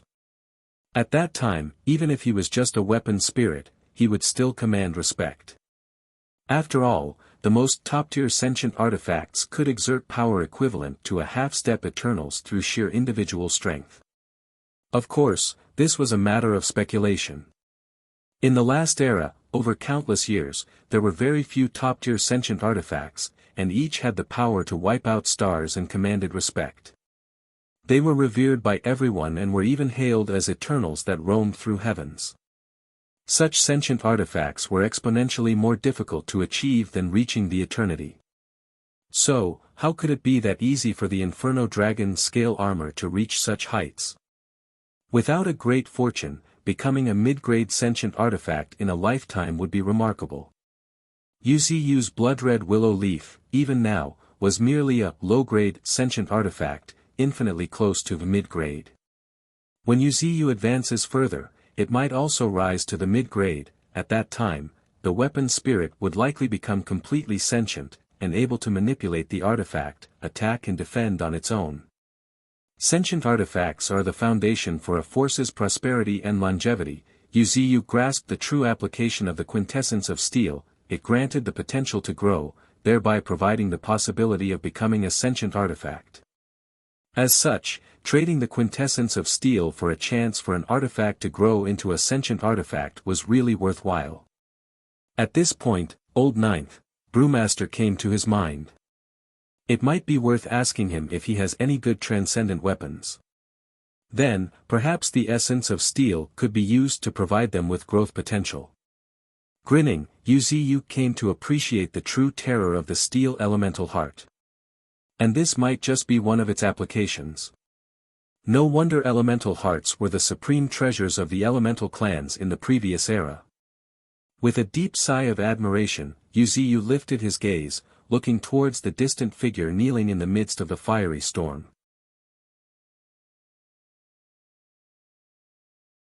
Greetings, divine tree, with a loud shout, the distant Long Shao and Inferno Dragon, Hepos both bowed their heads simultaneously, their eyes filled with an indescribable respect.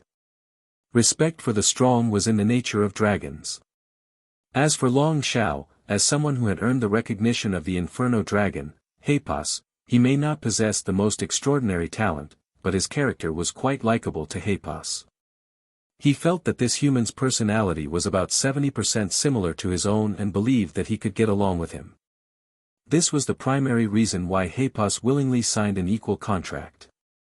Now, when Hepos revered the divine tree, Long Shao too was filled with reverence.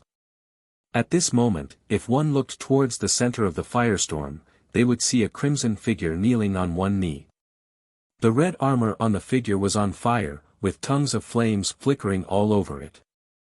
The armor had a cold, metallic texture and exuded an inexplicable ferocity. Even while kneeling, Long Shao, clad in armor, was radiating an imposing pressure.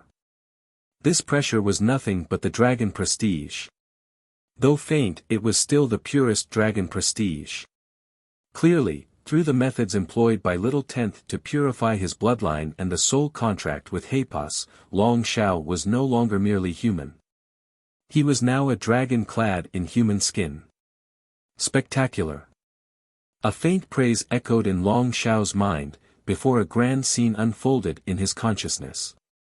He found himself looking at an endless void space, a bizarre world filled with storms and turbulence. Suddenly, a sudden brilliance brightened the void space. At closer look, the source of this brightness was a tree. A tree so massive that it overshadowed the entire void space. It radiated an aura of sanctity and was surrounded by 9 swirling vortices of different colors. Furthermore, a greenish-blue dragon happened to be coiled around its trunk, with its head resting on the tree's crown. The entire sight looked majestic and otherworldly. What's this? Suppressing their inner shock, Long Xiao and Hepos both felt an astonishing dragon prestige pressing down upon them. Keep it up, and breakthrough. If you manage to reach Tier 4, there's a spot waiting for you in our sentinels.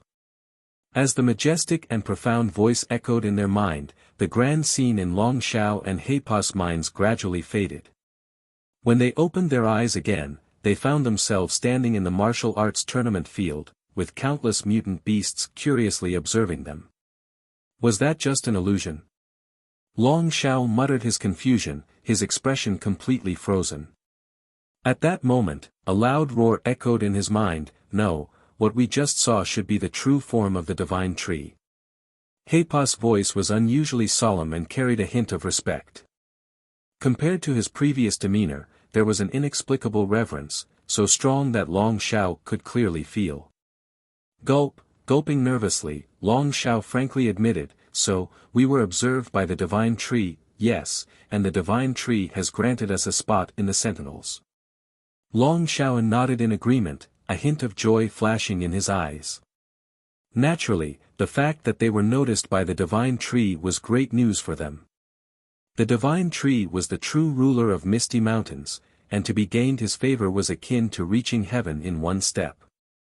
Although he was still unclear about what sentinels actually was, the fact that a spot would be granted upon reaching Tier 4 already spoke for its extraordinariness. Let's go. We still need to compete in a few more matches in this martial arts tournament. Alright, partner, a majestic dragon roar echoed in his heart.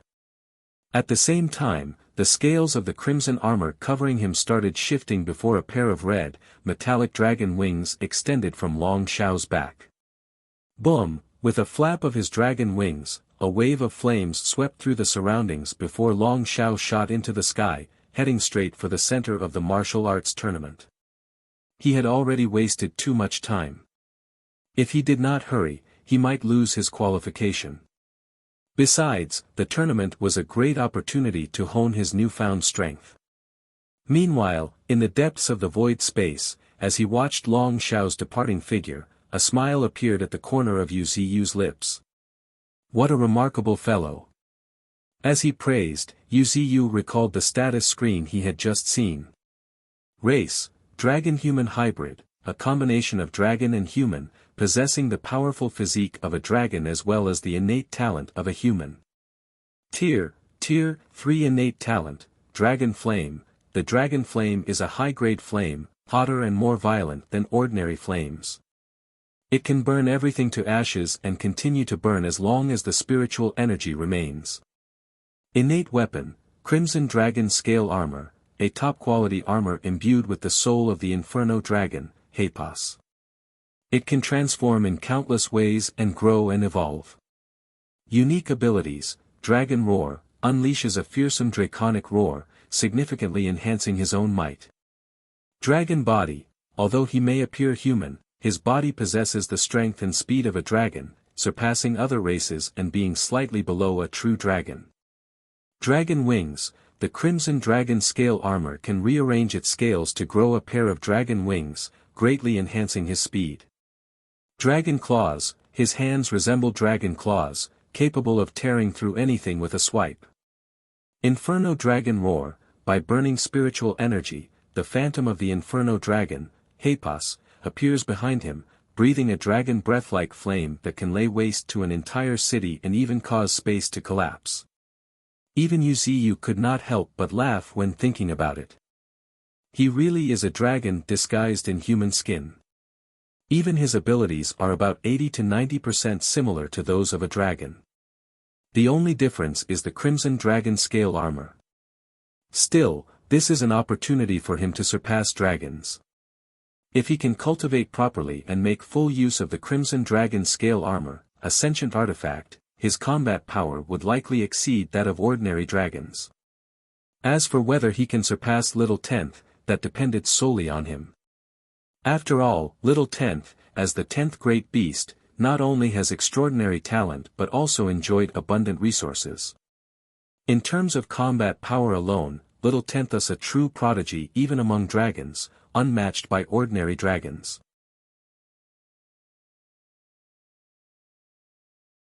Time slowly passed, and before long, dark night had descended on misty mountains.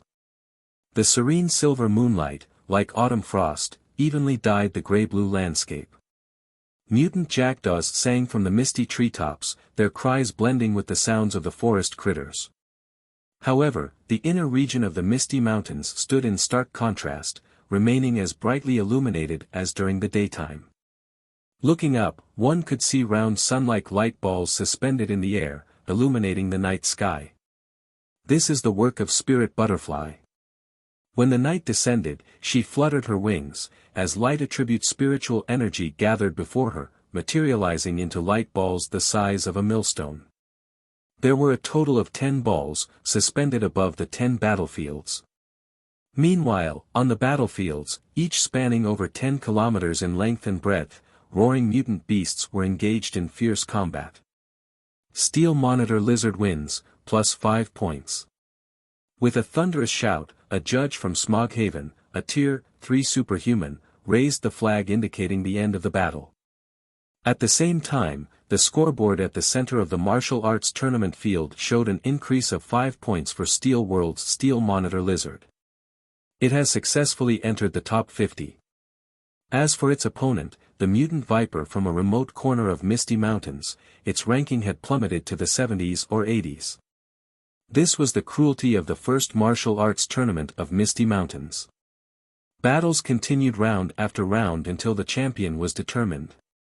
As for injuries, there was no need to worry. With treasures like the Spirit Lake and Spirit Pond, even serious injuries could be healed. More importantly, slowly raising one's eyes to the center of the martial arts tournament field, 4 figures could be seen quietly hovering in the sky. One figure was shrouded in a storm-like vortex, making it impossible to see clearly. However, a huge silhouette of tiger could be vaguely discerned, its wings spread wide, staring intently. That was the Storm King, also known as the Evil Tiger, the 3rd great beast of Misty Mountains, and a natural disaster-class existence. On the other side, boundless night gathers to form a pitch-black vortex, like a black hole, absorbing the light of the moon completely.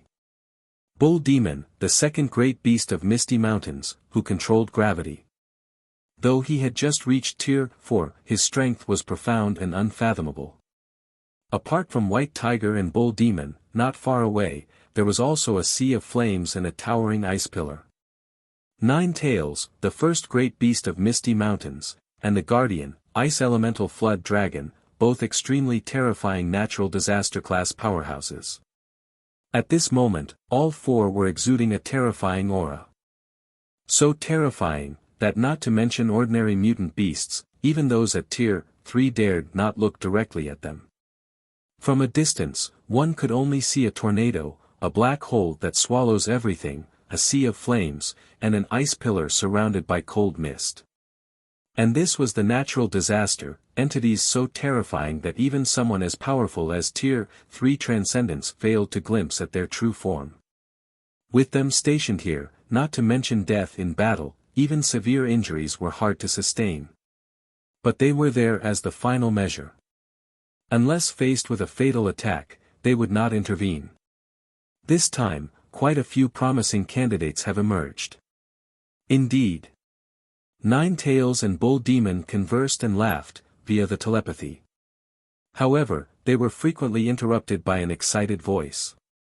Look, look, Shadow Tiger once again defeated his opponent in seconds. At this, 9 Tails and Bull Demon could not help but glance at each other, a wry smile appearing on their faces. Given Shadow Tiger's strength, it would be strange if he did not defeat his opponents swiftly.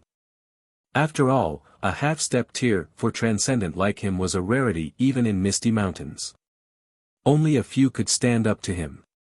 At this moment, as if thinking of something, Nine Tails suddenly spoke, those guys should be about to clash, right? It should be soon.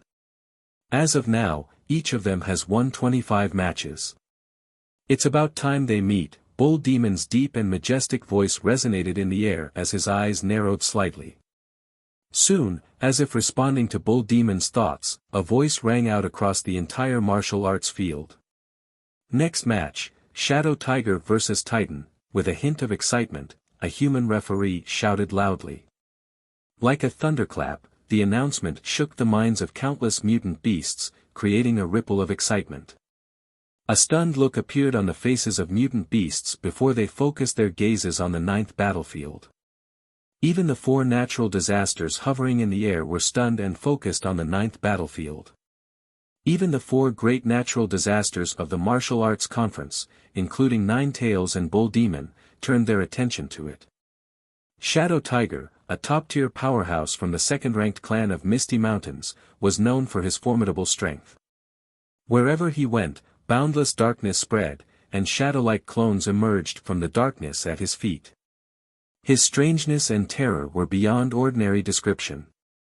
And Titan, as one of the seed candidates, had already attracted the attention of Misty Mountain's soaring purple python as soon as he appeared. His strength was also not to be underestimated. The battle between the two tigers would definitely have a winner and a loser. This was the focus of countless mutant beasts, including Nine Tails and Bull Demon. Hee, with a smug smile, White Tigers proudly declared, I guess, the top spot will go to Shadow Tiger. Is that so? Tapping his lips, Nine Tails glanced at the enormous black tiger that was slowly rising from the ground. Then, she looked with interest at a figure, with white as snow fur, in the corner of the martial arts field.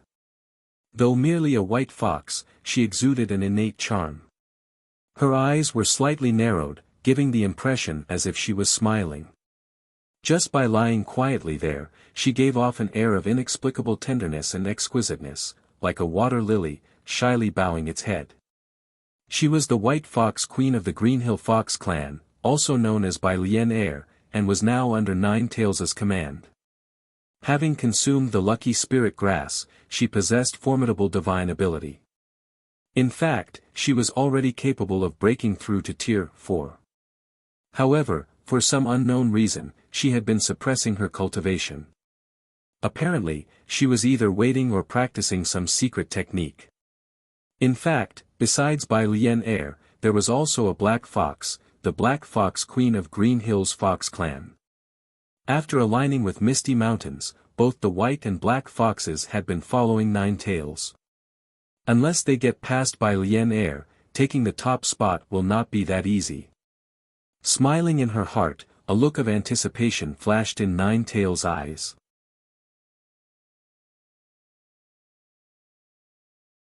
Meanwhile, away from the fervent martial arts tournament taking place in the heart of Misty Mountains, in the depths of the void space, Wuxia fell into contemplation.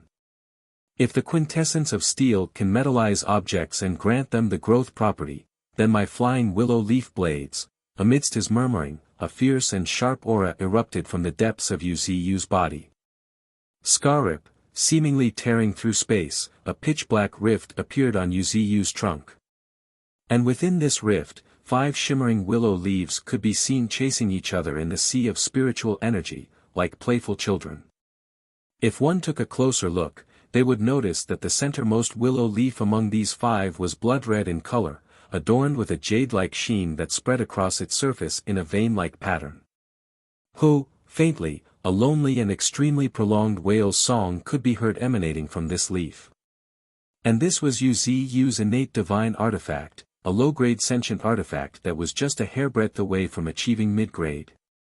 At this moment, as if sensing Wuxia's call, with a sharp swoosh, a streak of blood red flashed in Wuxia's expectant gaze, followed closely by 4 green streaks.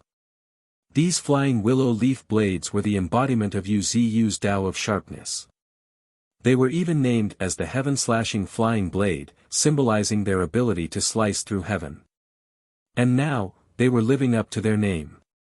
Crisp swooshes continuously rang around Wuxia as the void space around him was split asunder again and again, with black arcs like blade cuts filling the space around him. This was just a result of the sharp aura radiating from Yu's flying willow leaf blades. I wonder if you can withstand the baptism of the quintessence of steel. Thinking this, Yu drew out strands of quintessence of steel from within the steel elemental heart. The quintessence of steel was limited. In total, Yu had only 9 strands. Bestowing one to Long Shao and witnessing its effect, Yu drew out 5 strands at once. Immediately, visible to the naked eye, the steel elemental heart suspended in the sea of spiritual energy within Yu gradually grew weak, its metallic luster losing its bright sheen. However, Yu did not regret this. He believed that as long as the treasure managed to boost his strength, it served its purpose. If these strands of the quintessence of steel could help the 5 flying willow leaf blades undergo a transformation, then it would all be worth it. Buzz, suddenly, the daggers trembled slightly. Much to Yu's astonishment, these flying willow leaf blades conveyed a hint of excitement. Although this excitement was subtle and hard to detect, Yu's heightened senses still captured it. It was like an infant yearning for something. Well. Murmuring, Yu stared fixedly upon the 5 flying willow leaf blades, even opening the blood-red heavenly eye. With an increasingly long and rising cry, the 5 flying willow leaf blades, led by the blood-red dagger, suddenly soared into the sky, before circling around Yu continuously, chasing each other. It seemed they were yearning for something. Is this what you want? With a questioning tone, Yu's branch twirled through space, with the metallic silver-gray liquid climbing over it. Then, a drop of silver-gray liquid emerged from its tip. However, before the silver-gray liquid could fall from the branch, swoosh, with a flash of red light, the blood-red flying willow leaf blade swiftly flew towards the branch, catching the drop of silver-gray liquid. As soon as the drop of silver-gray liquid landed on the willow leaf, ripples, akin to a stone dropped into a lake, spread across the willow leaf, accompanied by a mysterious burst of energy. Boom! Immediately, the blood-red willow leaf vibrated with what seemed to be joy. Even more astonishing was that the intricate patterns on the blood-red willow leaf slowly turned silver-gray. Red and silver intertwined with each other as a cold, metallic luster suddenly appeared on the willow leaf. Really, has it become metallic? In surprise, Yu saw the other 4 willow leaves streaking to the branch, catching the remaining 4 drops of silver-gray liquid. Boom, boom, boom, one after another, thunderous explosions erupted from the willow leaves as silver-gray luster spread down them, seemingly dyeing them. Gradually, the 4 green willow leaves had turned silver-gray, more thoroughly than the blood-red willow leaf. However, this was not the end, as the 5 willow leaves, resembling divine artifacts, continuously evolved before Yu. Sometimes they chased each other, their sharp edges tearing through space. Sometimes all 5 leaves appeared, led by the red and silver willow leaf, continuously appearing and disappearing in the void space. More surprisingly, a thunderous bang erupted in the void space as Yu felt a massive drain of spiritual energy. Immediately after, the 5 evolving willow leaves seemed to have been infused with some power and started continuously splitting apart. 1 became 2. 2 became 4. In just a few breaths, a sea of silver filled Yu's vision. In his sight, within a radius of hundreds of kilometers, countless silver-gray flying willow leaf blades were floating. Among them, the silver-red willow leaf was the most prominent. It seemed to be the leader. With a long hum from the tip, the silver-gray willow leaves floating in the void space simultaneously turned, before shooting off in a certain direction. Boom! In an instant, Yu saw a dazzling silver galaxy of stars, like the Milky Way, tearing through the void space. Wherever it passed, even the space continuously collapsed. Is it teaching me how to use them? In a rare moment of contemplation, Yu's eyes sparkled as he observed the dazzling galaxy. After a moment, Yu was suddenly struck with a thought, and seemingly sensing his intent, the dazzling galaxy suddenly paused. Then, swoosh, swoosh, swoosh, like raindrops falling in the void space, a rain of silver light covered Yu Ziyu's sight, piercing through the entire void space and riddling it with holes. And after piercing through the void space, the silver-gray flying blades gradually vanished, leaving only the 5 most brilliant flying blades quietly suspended in the depths of the void. As expected of a sentient artifact, not only can it communicate with my mind, but it can also guide me on how to maximize its power. In a rare moment of praise, delight filled Yu Ziyu's eyes. With rare praise, Yu Ziyu's eyes showed delight. He had really hit it big this time. While these flying willow leaf blades might not have become mid-grade sentient artifacts in terms of quality, they already possessed some of the powers of one. In addition, his was an exceptionally rare combination of sentient artifacts, a compound sentient artifact. The blood-red willow leaf was the primary artifact, while the other willow leaves were auxiliary artifacts.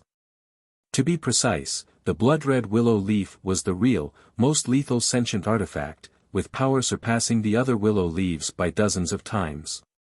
The 4 willow leaves were illusory, capable of splitting into countless clones. Here, countless was just a concept. With Yu Ziyu's current strength, each of these willow leaves could split into millions, and the 4 could reach 4 million, enough to form a dazzling galaxy for attack. Adding more to the dread, these willow leaves could continuously be combined and arranged according to Yu Ziyu's will, switching between offense and defense at his command. If Yu Ziyu mastered the so-called formations from the previous era, he could use millions of daggers to form a heaven-shattering killing formation, greatly enhancing the artifact's power by several or even dozens of times. That would finally be the true majestic power that a sentient artifact should possess.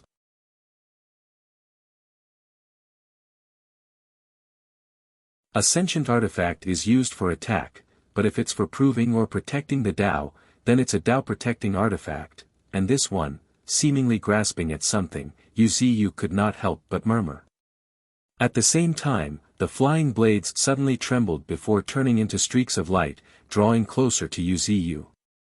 The willow leaves remained the same as before. Their appearance had not changed even just a bit.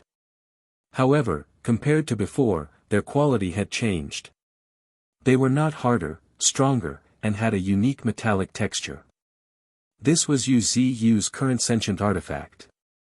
No, it should be more apt to call it a Tao-protecting artifact, a weapon forged by Yu Ziyu to defend his Tao. In the future, if Yu Ziyu were to achieve enlightenment, this weapon could also rise to become a true Tao-protecting imperial artifact along with him. The imperial artifact should not be underestimated, as it referred to the personal weapon of each hegemon. Only a hegemon could truly wield an imperial artifact and unleash its immense divine might. As for extreme Tao imperial artifacts, they were a class of equipment above imperial artifacts, even rarer than rare. Even in the last era, there were not that many extreme Tao imperial artifacts. They represented the pinnacle of equipment. Each extreme Tao imperial artifact was like a deity walking among mortals. They were equipment that could only be forged by eternals, existing only in myths and legends. All this because extreme Tao imperial artifacts carried the penultimate Tao of a great perfection stage eternal. They held the limitless power and boundless divine might. Some even said, eternal was easier to achieve, but extreme Tao was hard to seek. This sentence spoke volumes for the difficulty of extreme Tao. A true extreme Tao imperial artifact might not even be forged by an eternal. However, those who wielded an extreme Tao imperial artifact must be exceptional among the eternals, able to dominate an era and overlook the universe. Yu Ziyu's lips rose into a smile as his gaze grew deeper and profounder. Faintly, an expectant look appeared in them. If I can become a hegemon, or even an eternal, that would be really wonderful. At that time, lifting his gaze, Yu Ziyu looked at the 5 flying willow leaf blades before him. The flying willow leaf blades featured long, hilt-like leaf stalks adorned with numerous crisscrossing silver-gray patterns. Spiritual energy flowed through them, casting a dazzling halo. Their edges were exceptionally sharp, and their silver-white surfaces radiated a cold, sharp aura. This chilling aura extended towards the edges and dispersed in all directions, evoking a sense of unease. "Are you willing to be my Tao-protecting artifact?" Asking this, Yu's voice was unusually serious. A Tao-protecting artifact was forged to protect the Tao. It was far more important than an innate divine artifact. It was a piece of equipment that could possibly bear the Tao or even principle. One could even say that when Yu asked this question, he was unavoidably a bit nervous. It was not anxiety or fear, but the doubt about the future, whether he could really confirm his Tao. Just then, with the blade's cry, a burst of sharp aura suddenly fleeted past. As if something had shattered, Yu's mind tightened for a split second. However, the next moment, he felt the unease in his heart suddenly dissipating. Vaguely, he saw an ethereal flying blade slicing through his mind, severing all his anxious thoughts. "I am willing to protect the Tao for Master," a faint voice, carrying a hint of awkwardness, echoed in Yu's mind. What surprised Yu even more was that the 5 willow leaves gently trembled, and countless flying daggers slowly emerged, forming a silver galaxy that surrounded Yu.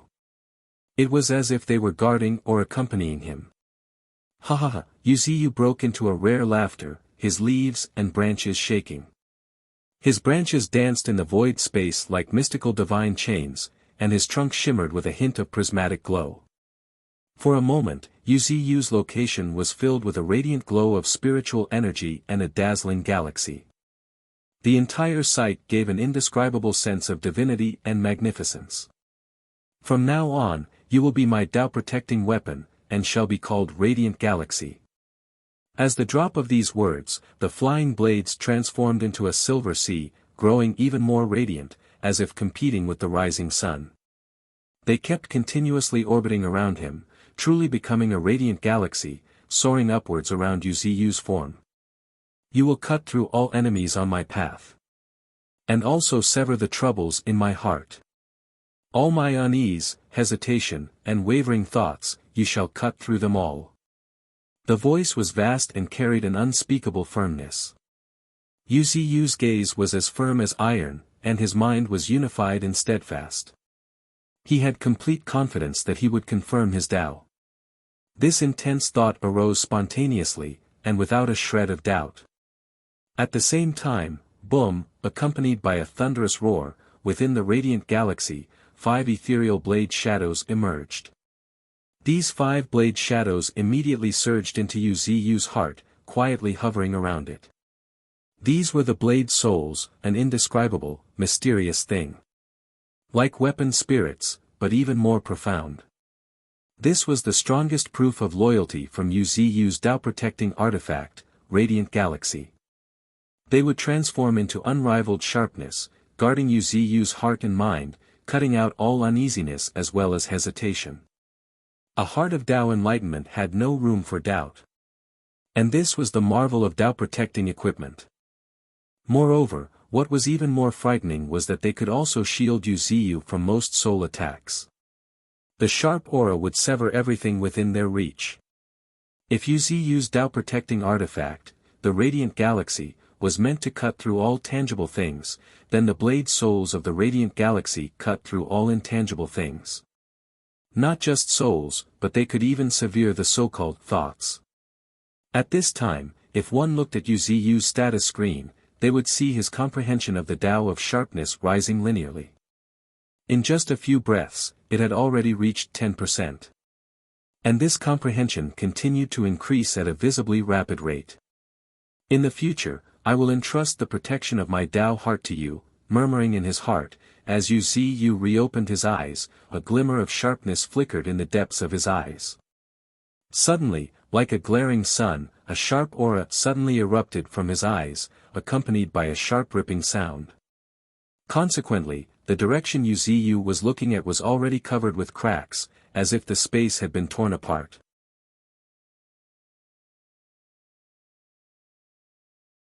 With this Tao-protecting artifact, there are probably few beings in the entire universe who can fight me. Yu chuckled. His heartstrings had always been taut, but now, he finally felt relaxed.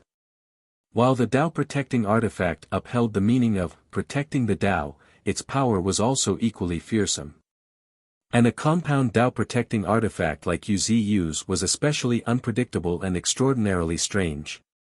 Now, thanks to the Tao protecting artifact, the Radiant Galaxy, Yu's combat strength had at least increased by 40 to 50%. A significant portion of this increase depended on the Tao of formations. If he could comprehend some powerful formations, the power of the Radiant Galaxy might increase exponentially. Taking a deep breath and calming his racing heart, Yu immediately thought of Golden Monkey. As the scholar of Misty Mountains, he knows almost everything. He should have some knowledge of the renowned formations from the previous era. With this thought, Yu's branches twirled through the void space, tearing through the space and heading towards a corner of Misty Mountains. Meanwhile, in a corner of Misty Mountains, a huge waterfall, resembling the Milky Way, was falling from the sky. The lake and the mountains here were breathtakingly beautiful. This was the territory of the Monkey Clan, and also the lair of Golden Monkey. Suddenly, the distant waterfall shook violently before a streak of golden light smashed out of the waterfall. Master, with a hint of respect, a golden figure knelt on one knee. Its fur was golden, dazzling and radiant. Its eyes were deep and mysterious, with star-like glimmers flowing slowly. Clearly, Golden Monkey had reached a new level, and his strength had become even more formidable. Meanwhile, countless rootlets intertwined, weaving into a slender figure. The figure had straight eyebrows, sharp eyes, and was wearing a green robe. It stood on a boulder not far from the waterfall, and exuded a profound and mysterious aura. Faintly, one could feel the vitality surging from the boulder beneath him. Countless green shoots emerged on the boulder, blossoming into spirit herbs and flowers. In just a moment, the boulder had become lush and beautiful. Master, if you stayed here a bit longer, this place might become a paradise. Suppressing his inner agitation and observing quietly, Golden Monkey joked. If you wish, I can stay here for a while. Yu's reply caught Golden Monkey off guard, and after noticing that Yu did not seem to be joking, he did not know how to reply. However, he sensed that Yu had come with a request. With this in mind, he bowed his head and stated, Master, if you have any questions, I will answer them all. All right. Nodding slightly, Yu went straight to the point, without a moment of hesitation. I've heard that formations were very famous in the previous era. Do you know about them? Formations, Golden Monkey murmured, his lips curling up as if he understood something. He then responded, the Tao of formations is extremely profound, but broadly speaking, they are divided into three types: mirage formations, offensive formations, and trap formations. Saying this, Golden Monkey glanced at Yu. Continue, raising his hand, Yu, like a student, asked for more information. All right, Master. Nodding, Golden Monkey organized his thoughts and continued, mirage formations create illusions, blending the real with the unreal. They can manifest people's greatest hopes or fears, or painful or joyful memories that trap a person in them. More advanced illusions can directly draw information from the soul to reveal memories that even the person may not be aware of, hidden deep in the soul. Everything in an illusion is as real as reality. Even knowing it is an illusion doesn't prevent one from falling into it. If the illusion finds the most vulnerable part of the heart, it can exploit it to create inner demons, leading to the destruction of the soul. Offensive formations focus on killing enemies. They are filled with murderous intent, and can be quite destructive. As for trap formations, they aim to confine the enemy, usually having numerous restrictions, and can absorb the energy of those who try to break the formation, weakening their strength and preventing them from escaping.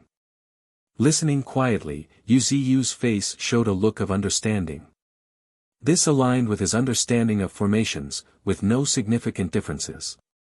However, just then, Golden Monkey added, as if he had remembered something, although formations are classified simply, stacking the same type of formation can exponentially increase its power, combining different types of formations allows their abilities to complement each other. By continuously stacking, one can set up extremely formidable formations that are daunting to behold. Some of these powerful formations can even put hegemons and eternals in quandary. Yu's eyes lit up after hearing this, and he actively inquired, "Do you know about these powerful formations?" Haha, Golden Monkey broke into laughter, seemingly a bit of himself, before responding, "In my inheritance, there are indeed numerous records of these powerful formations. For example, the 3 books Guardian formation, which is formed by the 3 books of heaven, earth, and man, offers near-invincible defense. Another example is the 5 flags formation of heaven and earth, an extremely terrifying compound formation that integrates trap, offensive, and mirage formations. There is also the most famous formations, such as the Yin and Yang microdust formation, where each speck is a world, is the pinnacle of trap formations. It uses the extreme Tao imperial artifact, the Tai Chi diagram, as the formation core, and creates a vast world where nothing can escape." Upon hearing this, Yu's expression gradually stiffened. He wondered if it was his imagination, but it seemed that these powerful formations all required specific items. For instance, the 3 books of heaven, earth, and man, the 5 flags, and even the extreme Tao imperial artifact, the Taiji diagram. Feeling a wave of frustration, Yu's expression darkened. After a moment, he promptly interrupted Golden Monkey and inquired directly, "Don't tell me these formations all require, Master, those are called formation cores. The more powerful the formation, the stricter the requirements for the formation core. Therefore, in this era, the way of formations has yet to emerge fully. Even if I know about these formations, I cannot set them up. As for the lower-level formations, they can be easily broken with a snap of the fingers, and they are useless to beings like us."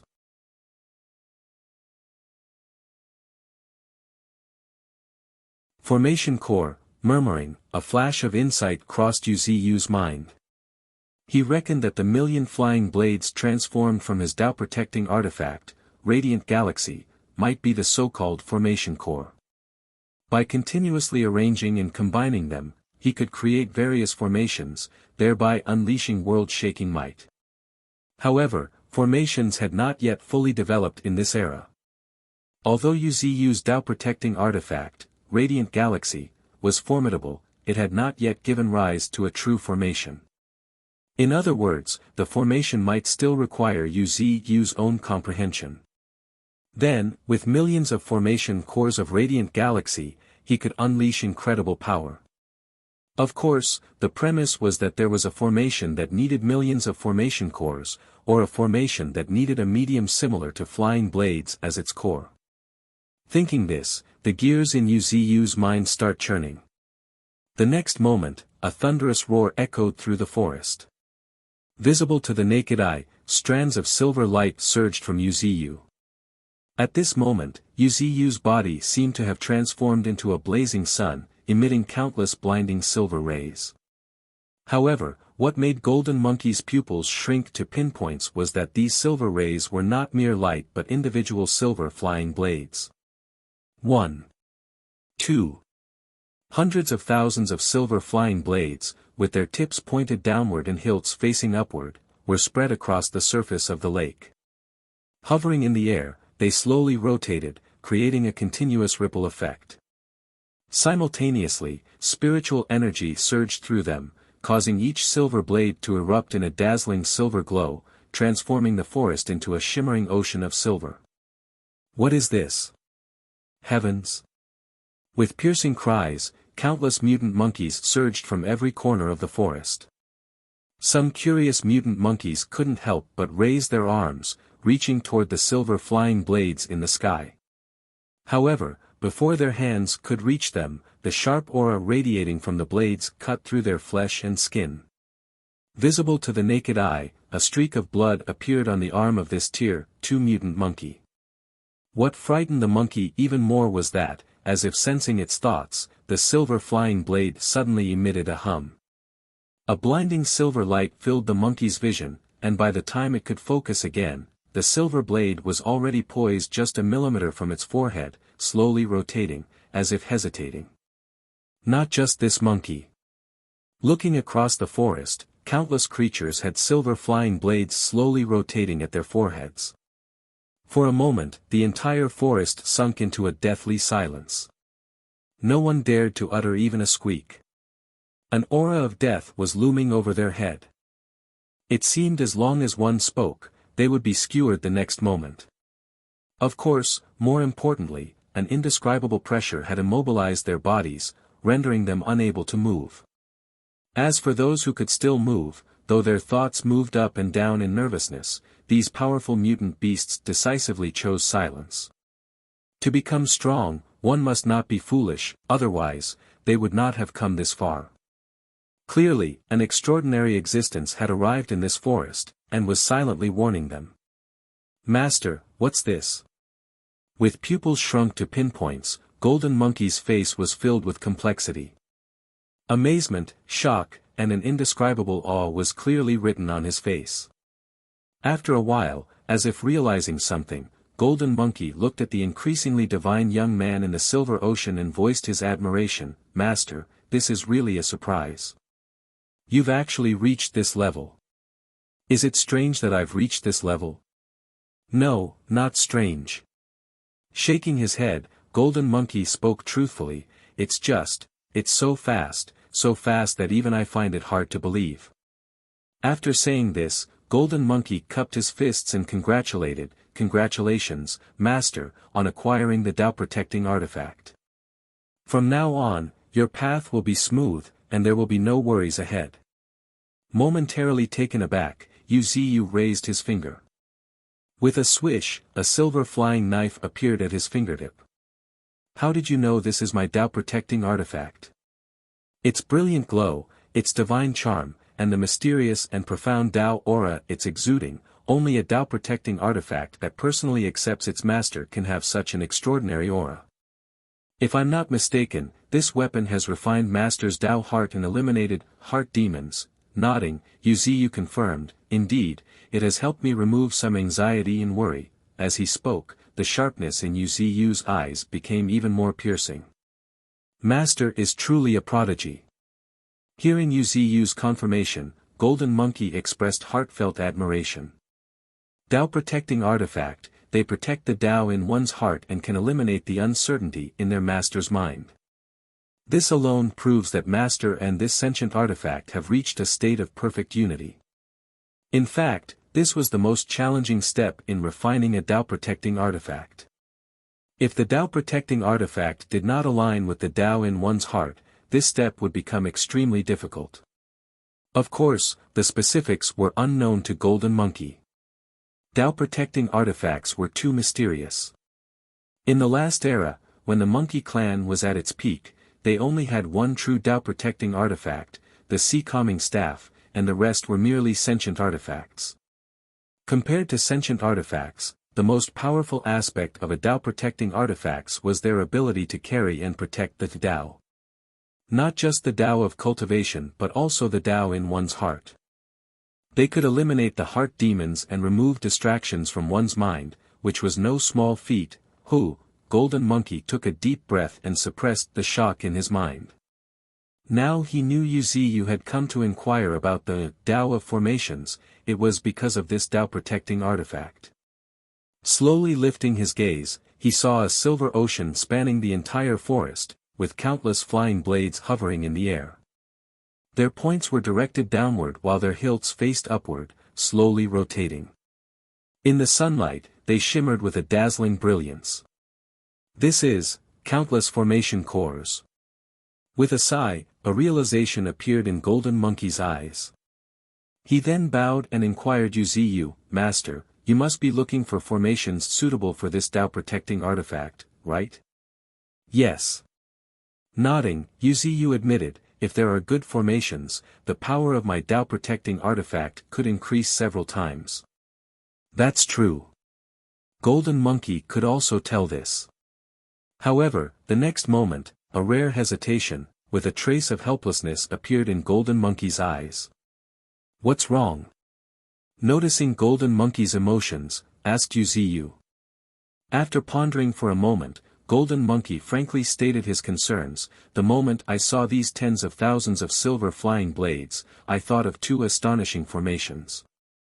If Master can comprehend these two formations, the power of this sentient artifact could be increased not just several times, but even tens or hundreds of times. And more importantly, Master, if you can imprint these two astonishing formations onto this Tao-protecting artifact, it could even challenge the extreme Tao imperial artifacts and shake the entire universe. However,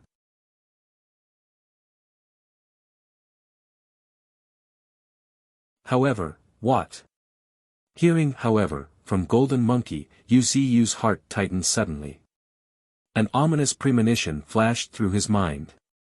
Hiya, with a sigh, Golden Monkey looked at the sky full of silver flying blades with a helpless expression, before frankly answering, these two formations, even in the previous era, were also legend among legends. They were known as the top 10 ancient forbidden formations. Not to mention me, even in the previous era, those who fully understood these two formations were no more than a handful. Even in that era, the number of people who comprehended these two formations did not exceed a handful, Slowly raising his hand and looking at his 5 fingers, Yuziyu's expression stiffened. An era had billions of living beings. Even the Hegemians and Eternals were numerous in an era. Yet, the number of individuals who understood these two formations not numbered more than 5, which really came as a shock to Yuziyu. In a daze, Yuziyu finally understood why these two formations were called the top 10 forbidden formations. Just this point alone was enough to justify the forbidden label. Alright. After a moment of silence, Yuziyu helplessly shook his head and asked, a bit dejectedly, what are the names of these two formations? Even if I can't see them, at least I can hear about them. These two formations, you should have heard of them. Golden Monkey stated with a smile. You should also have noticed that the legends and myths of this world often contain traces of the previous era, and these two formations appear briefly in some of these legends.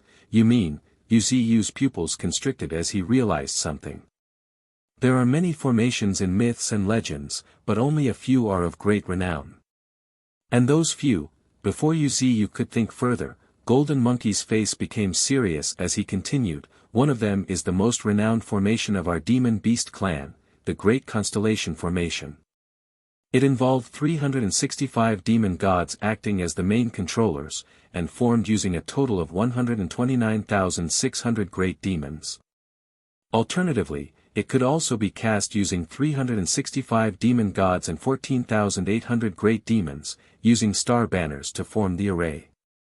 Its power is immense, enough to draw the power of stars and annihilate worlds. If you can find and understand this formation, you could transform 1,000,000 flying blades into a sky full of stars. Though it might not have the power to destroy worlds, it would elevate the power of your Tao-protecting artifact to the level of an extreme Tao imperial artifact.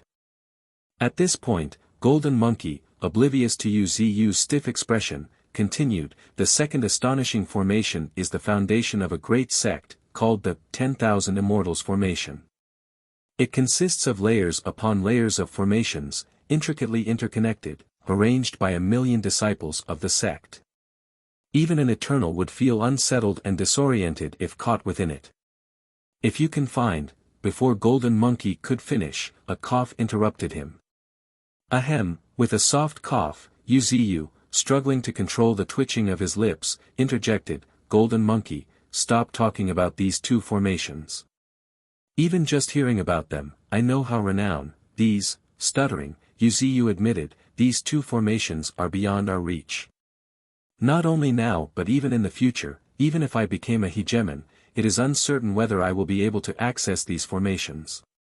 Indeed. With a wry smile, Golden Monkey admitted. These two formations are indeed terrifying.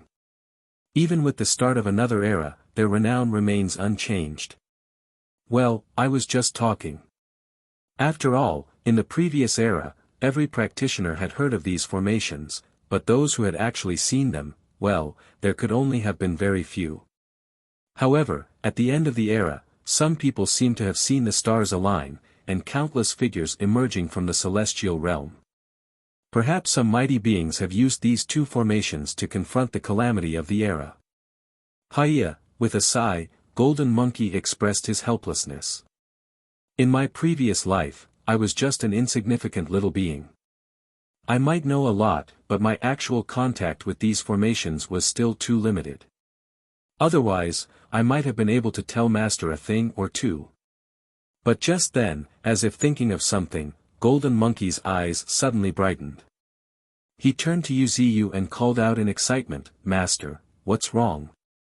A bit puzzled, Yuziyu looked at the suddenly excited Golden Monkey and asked. "Master, I just thought of something. Although we can't access those two forbidden formations, there are indeed many replicas of these forbidden formations. And I know of one called the Stellar Formation."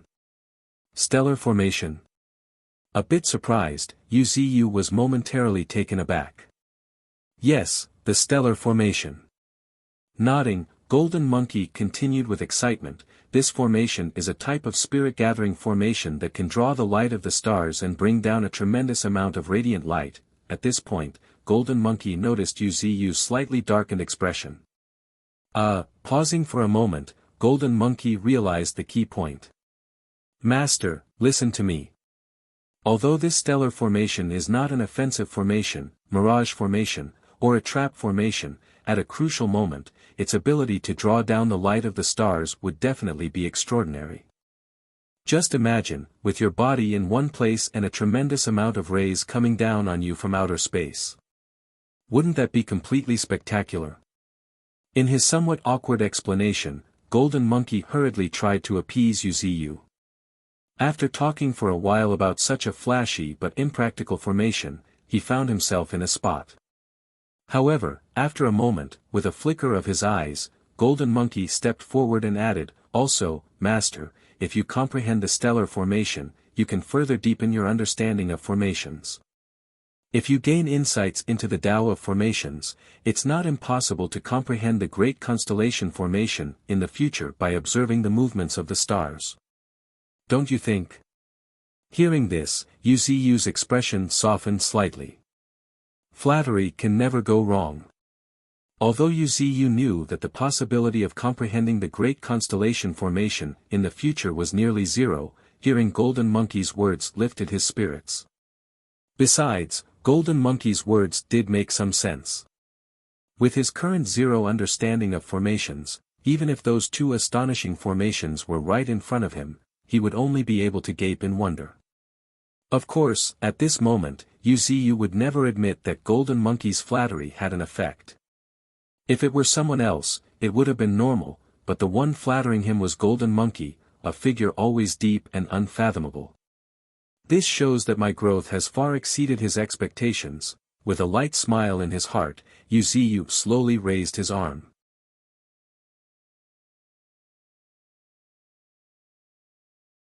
Yuziyu's sudden raise of hand immediately brought a rare look of confusion on Golden Monkey's face.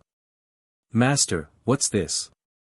"Take it out," Yuziyu demanded in response, but seeing the still puzzled Golden Monkey, he added, "Didn't you mention the stellar formation? Quickly bring out what you've mentioned so I can understand it better." Looking bewildered, Golden Monkey shook his head helplessly. Master is becoming more and more demanding. However, after a second thought, he could not help but smile wryly. "This just means that Master trusts me even more.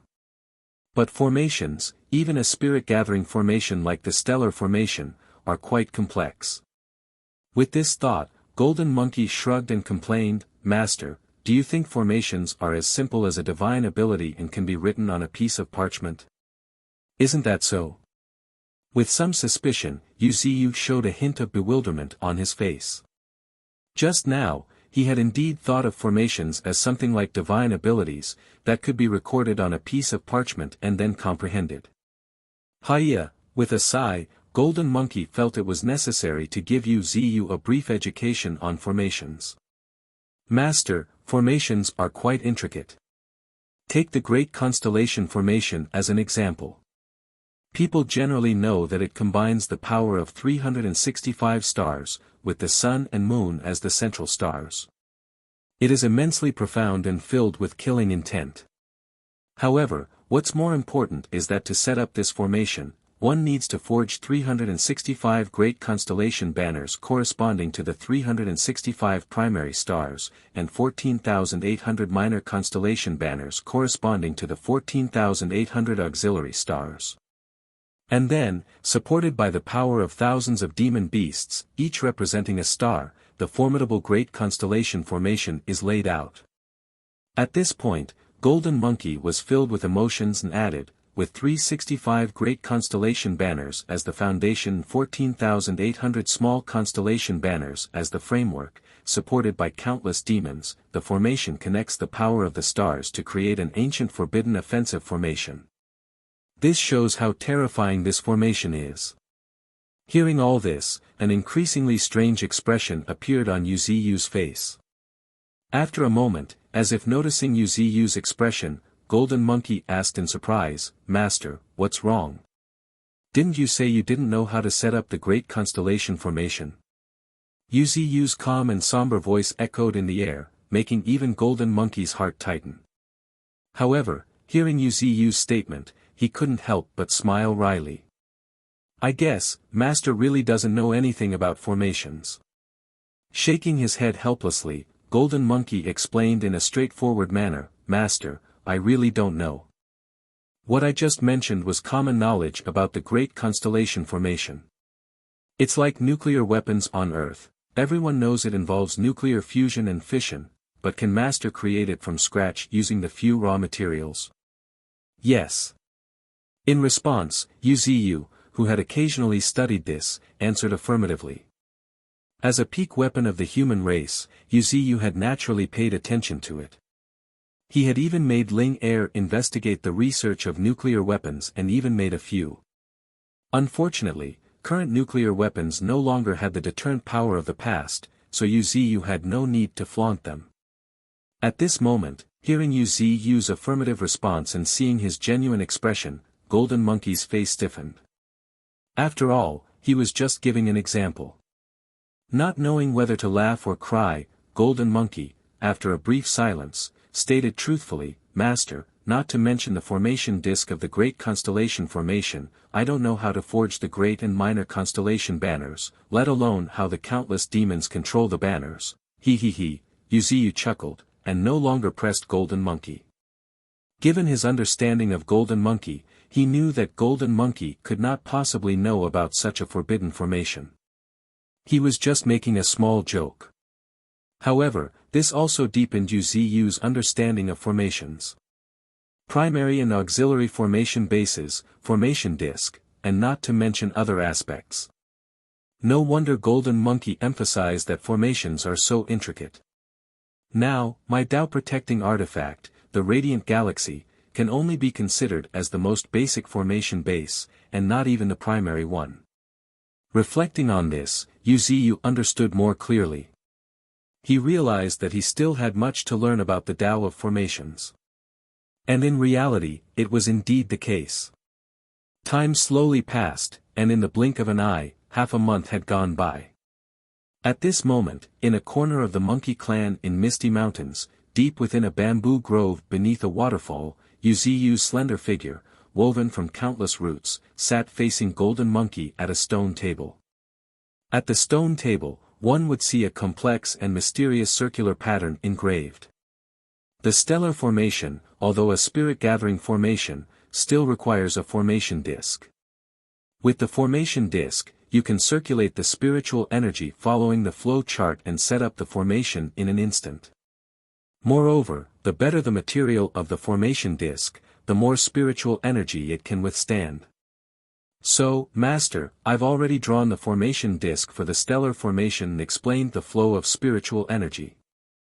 However, what materials you use to create it is up to you. While the stellar formation is a replica of the great constellation formation, and it doesn't replicate its full power, it can simulate about 1/10,000th of its grandeur. Therefore, the foundation it requires is quite similar to that of the great constellation formation, though it's simpler by 1,000 times. Currently, the most crucial part of its foundation is the star cores and the power of the stars. I've mentioned this to you before. So, Master, it would be best if you could incorporate one of your 5 flying willow leaf blades into a star core and gather the power of the stars to refine it into a stellar flying blade. Then, with the stellar flying blade, you can split it into thousands of stellar flying blades to serve as the auxiliary formation base, harnessing the starlight. As for the primary formation base, the stellar formation doesn't seem to require it, which simplifies the process.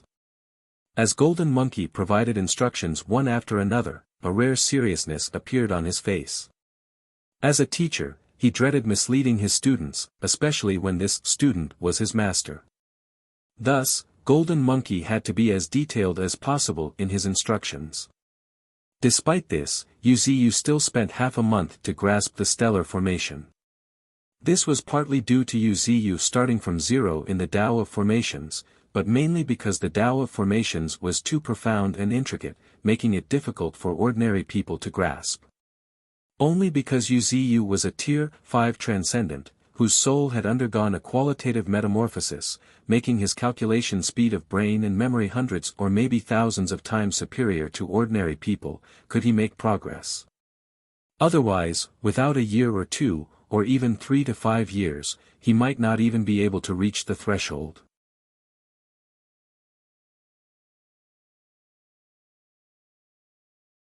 During the time when Wuxia was discussing formations with Golden Monkey, the martial arts tournament was approaching its conclusion. Surprisingly, the final contenders were Spirit Butterfly and White Fox, by Lian Air under 9 Tails. This left not only the other mutant beasts stunned but also surprised 9 Tails and Bull Demon. However, considering the previous battles, they had no choice but to accept it. The previous battles had been too terrifying. Despite the contenders only at Tier 3, their power was comparable to that of a typical Tier 4 transcendent. Giant Lightning Bear and Queen Thorns, both caught up in the excitement of the battle, used their secret techniques. At that point, the outcome was inconsequential to them, exhilaration was their prime focus. Giant Lightning Bear's body was enveloped in chains of lightning as thick as a human arm, that seemed to be reaching deep into the dark, dense clouds, seemingly connecting heaven and earth. Secret technique, storm lightning, harnessing the power of the lightning from the storm, the use can unleash strength far beyond current limits. Although it causes significant damage to the body, the boost in strength is quite substantial. In the depths of the dark clouds, the endless surge of lightning energy elevated Giant Lightning Bear's power to the level of a typical Tier 4 transcendent. As for Thorns, as Wuxia's 6th great beast, her secret technique was no less impressive. Secret technique, Blood Dragon Roar, accompanied by thunderous dragon roars, blood-red waves sweep through the world, dyeing the world red. Blood-red thorny vines rise from the ground, transforming into crimson flood dragons. Just the sheer force of her secret technique lived up to her reputation as the 6th great beast. Ultimately, despite lightning's natural advantage over plants, Queen Thorns had the upper hand. However, after their battle concluded, Queen Thorns sensed a breakthrough opportunity and returned to the abyssal prison. Whereas Giant Lightning Bear, realizing the severity of his injuries, shook his head bitterly and withdrew from the martial arts tournament. As for the other seed contestant, Shadow Tiger, who fought fiercely against Titan and Long Shao, who had recently awakened the power of the Inferno Dragon, although he managed to defeat them, the cost of his victory was too high. His injuries made it difficult to continue, leading to his defeat against Bai Lian Air. It was during that fight that many mutant beasts came to learn about the Green Hills Fox clan under 9 Tails. Her long, seductive eyes exuded an inexplicable charm that captivated almost everyone. Her sweet laughter, as melodious as chimes of silver bells, echoed in their mind, enchanting everyone. You lost. By the time the spectating mutant beasts regained their senses, Bai Lian Air's claws had already descended on Shadow Tiger's head. Shadow Tiger could not even react. Although his injuries might have diminished his combat power, the true terror of Green Hill's White Fox was undeniable. With your strength, shouldn't you have broken through to Tier 4? Shadow Tiger could not help but ask. It had been bugging him all this while. This brought Bai Lian to silence, placing her in a rare moment of contemplation. However, as she slowly turned around, a somewhat resigned voice reached Shadow Tiger's ears. I've consumed the lucky spirit herb, Twin Life Grass, which has 2 forms. Currently, the white fox form has reached the peak of Tier 3, but my other form has not yet reached its peak. A helpless sigh echoed in the air as Shadow Tiger saw Bai Lian's silhouette blur, revealing a slender and incredibly seductive outline of a human. 2 bodies, 1 life. Shadow Tiger's pupils shrank to the size of pinpricks, a look of disbelief blanketing his face. So, the current Bai Lian is only at half of her full power. No, she might not even be at half. Shadow Tiger, being proficient in using clones, knew that 1 + 1 was not always equal to 2. Moreover, unlike Shadow Tiger's clones, Bai Lian's dual forms were mysterious. She has 2 distinct forms, which do not interfere with each other but progress simultaneously. Without a doubt, during an actual battle, she could split into 2 and fight simultaneously. But, what exactly is Bai Lian's other form? And what strange and fearsome abilities does it have? Not long after, at the center of the martial arts tournament field, 2 figures were hovering in the air. One figure was glowing with a sacred halo. Its wings were like the sun, radiating dazzling brilliance. Spirit Butterfly, the queen of butterflies. Not only could she turn dreams into reality, but she could also transform reality into dreams. More importantly, she herself could radiate a light that could shatter the very space, annihilation light.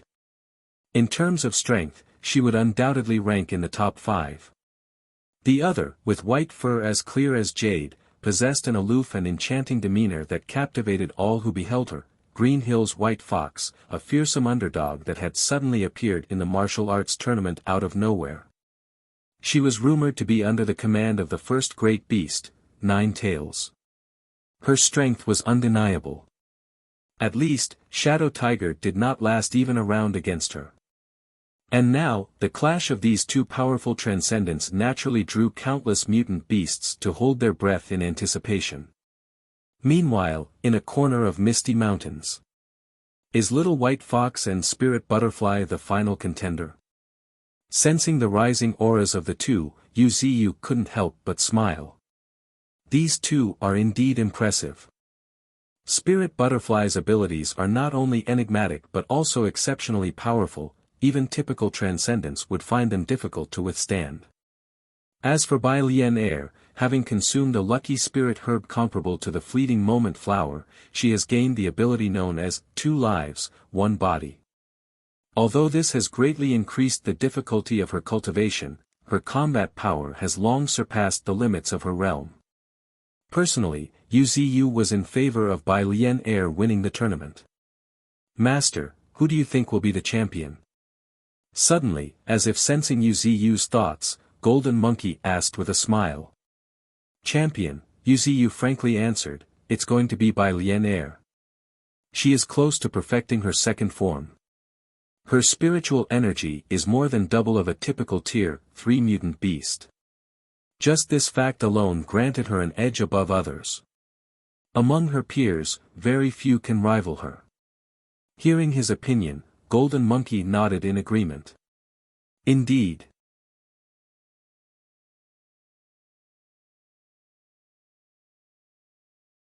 Green Hill's White Fox, Bai Lian might be considered mysterious in the lower strata of Misty Mountains. In the higher strata, she was quite famous.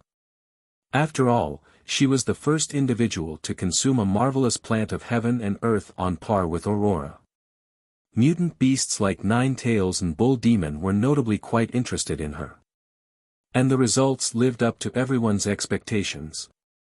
Despite not having outstanding natural talent, Bai Lian advanced step by step to reach the current formidable strength, drawing attention even from Tier 4 natural disasters. This demonstrates the extraordinary nature of marvelous flowers of heaven and earth spirit herbs. As for how precious, it depends on Bai Lian Air's future growth to showcase this to the world. At this time, while the final battle of the martial arts tournament was in full swing, Yu Ziyu was channeling spiritual energy and slowly heading into outer space. As for the light elemental fruit, he had already entrusted it to Nine Tails. Yu Ziyu had complete confidence in her, and believed everything would be over without any accident. As a matter of fact, Spirit Butterfly and Nine Tails were close friends. And considering the fact that Bai Lian Air was under Nine Tails common, Yu Ziyu reckoned that the light elemental fruit would end up with Spirit Butterfly. After all, Spirit Butterfly is currently the most suited for the light elemental fruit. She could emit light that could shatter the sky. If she consumed the light elemental fruit, she might transform into a true star, illuminating everything. A new incarnation of light. With a light chuckle, Yu Ziyu continued to steer his main body, heading deeper into space. At present, his prime focus was on finding a star core and gathering the power of star. Once he was successful in casting the stellar formation, Yu Ziyu believed that after using the evolution points, he would be able to develop a decent formation. After all, Yu Ziyu's evolution points could push him into an enlightenment-like state.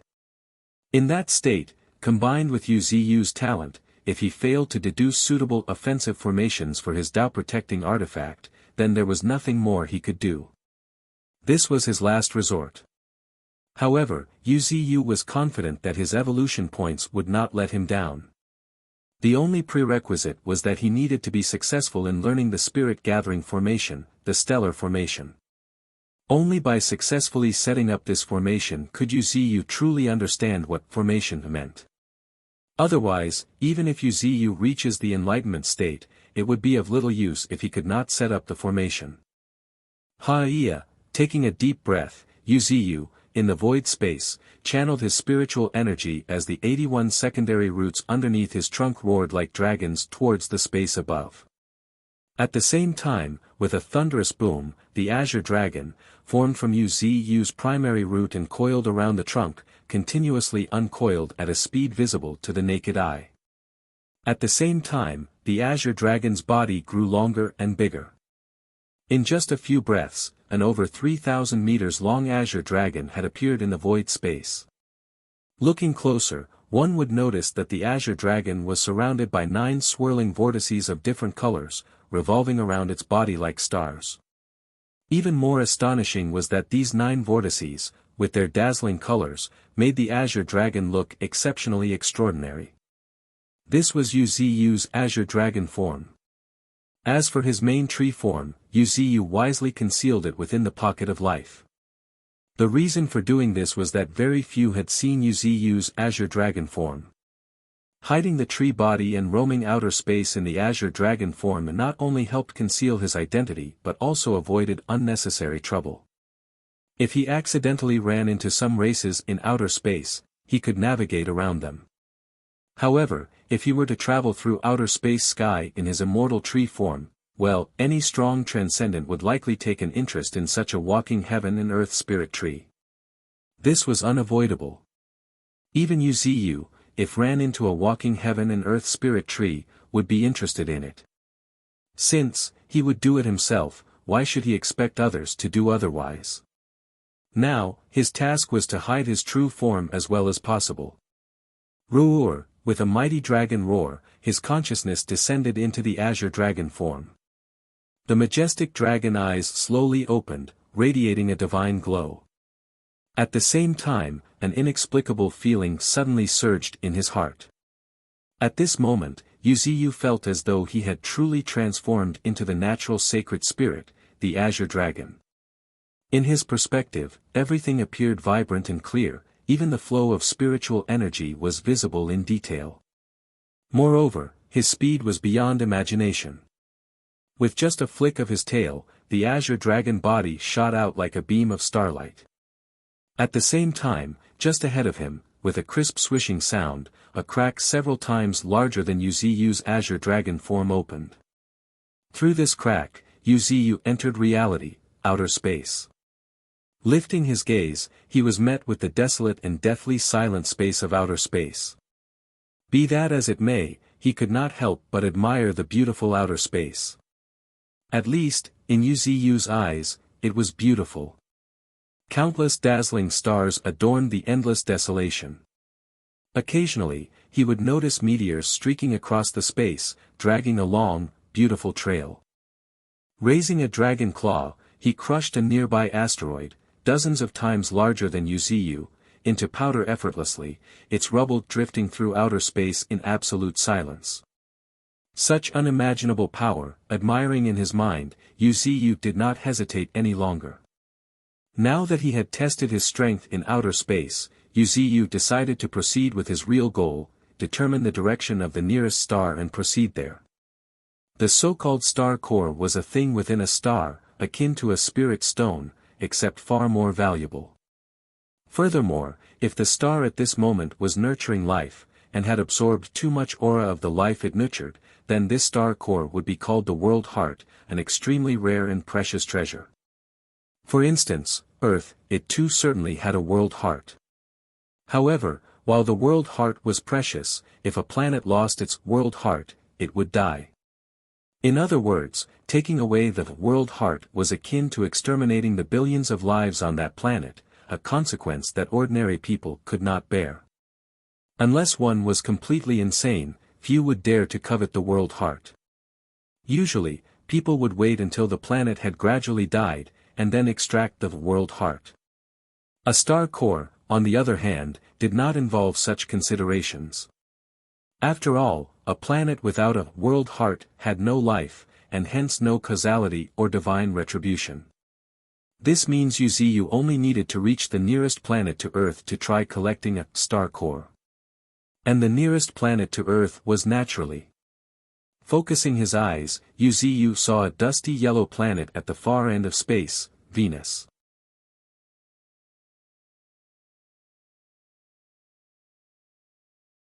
I never thought I would one day travel in space. In a rare laughter, Yu's entire body transformed into a streak of light, suddenly zooming deeper into space. His speed was really fast, unimaginably so. Even the fastest man-made spacecraft would be far outpaced by Yu's current speed.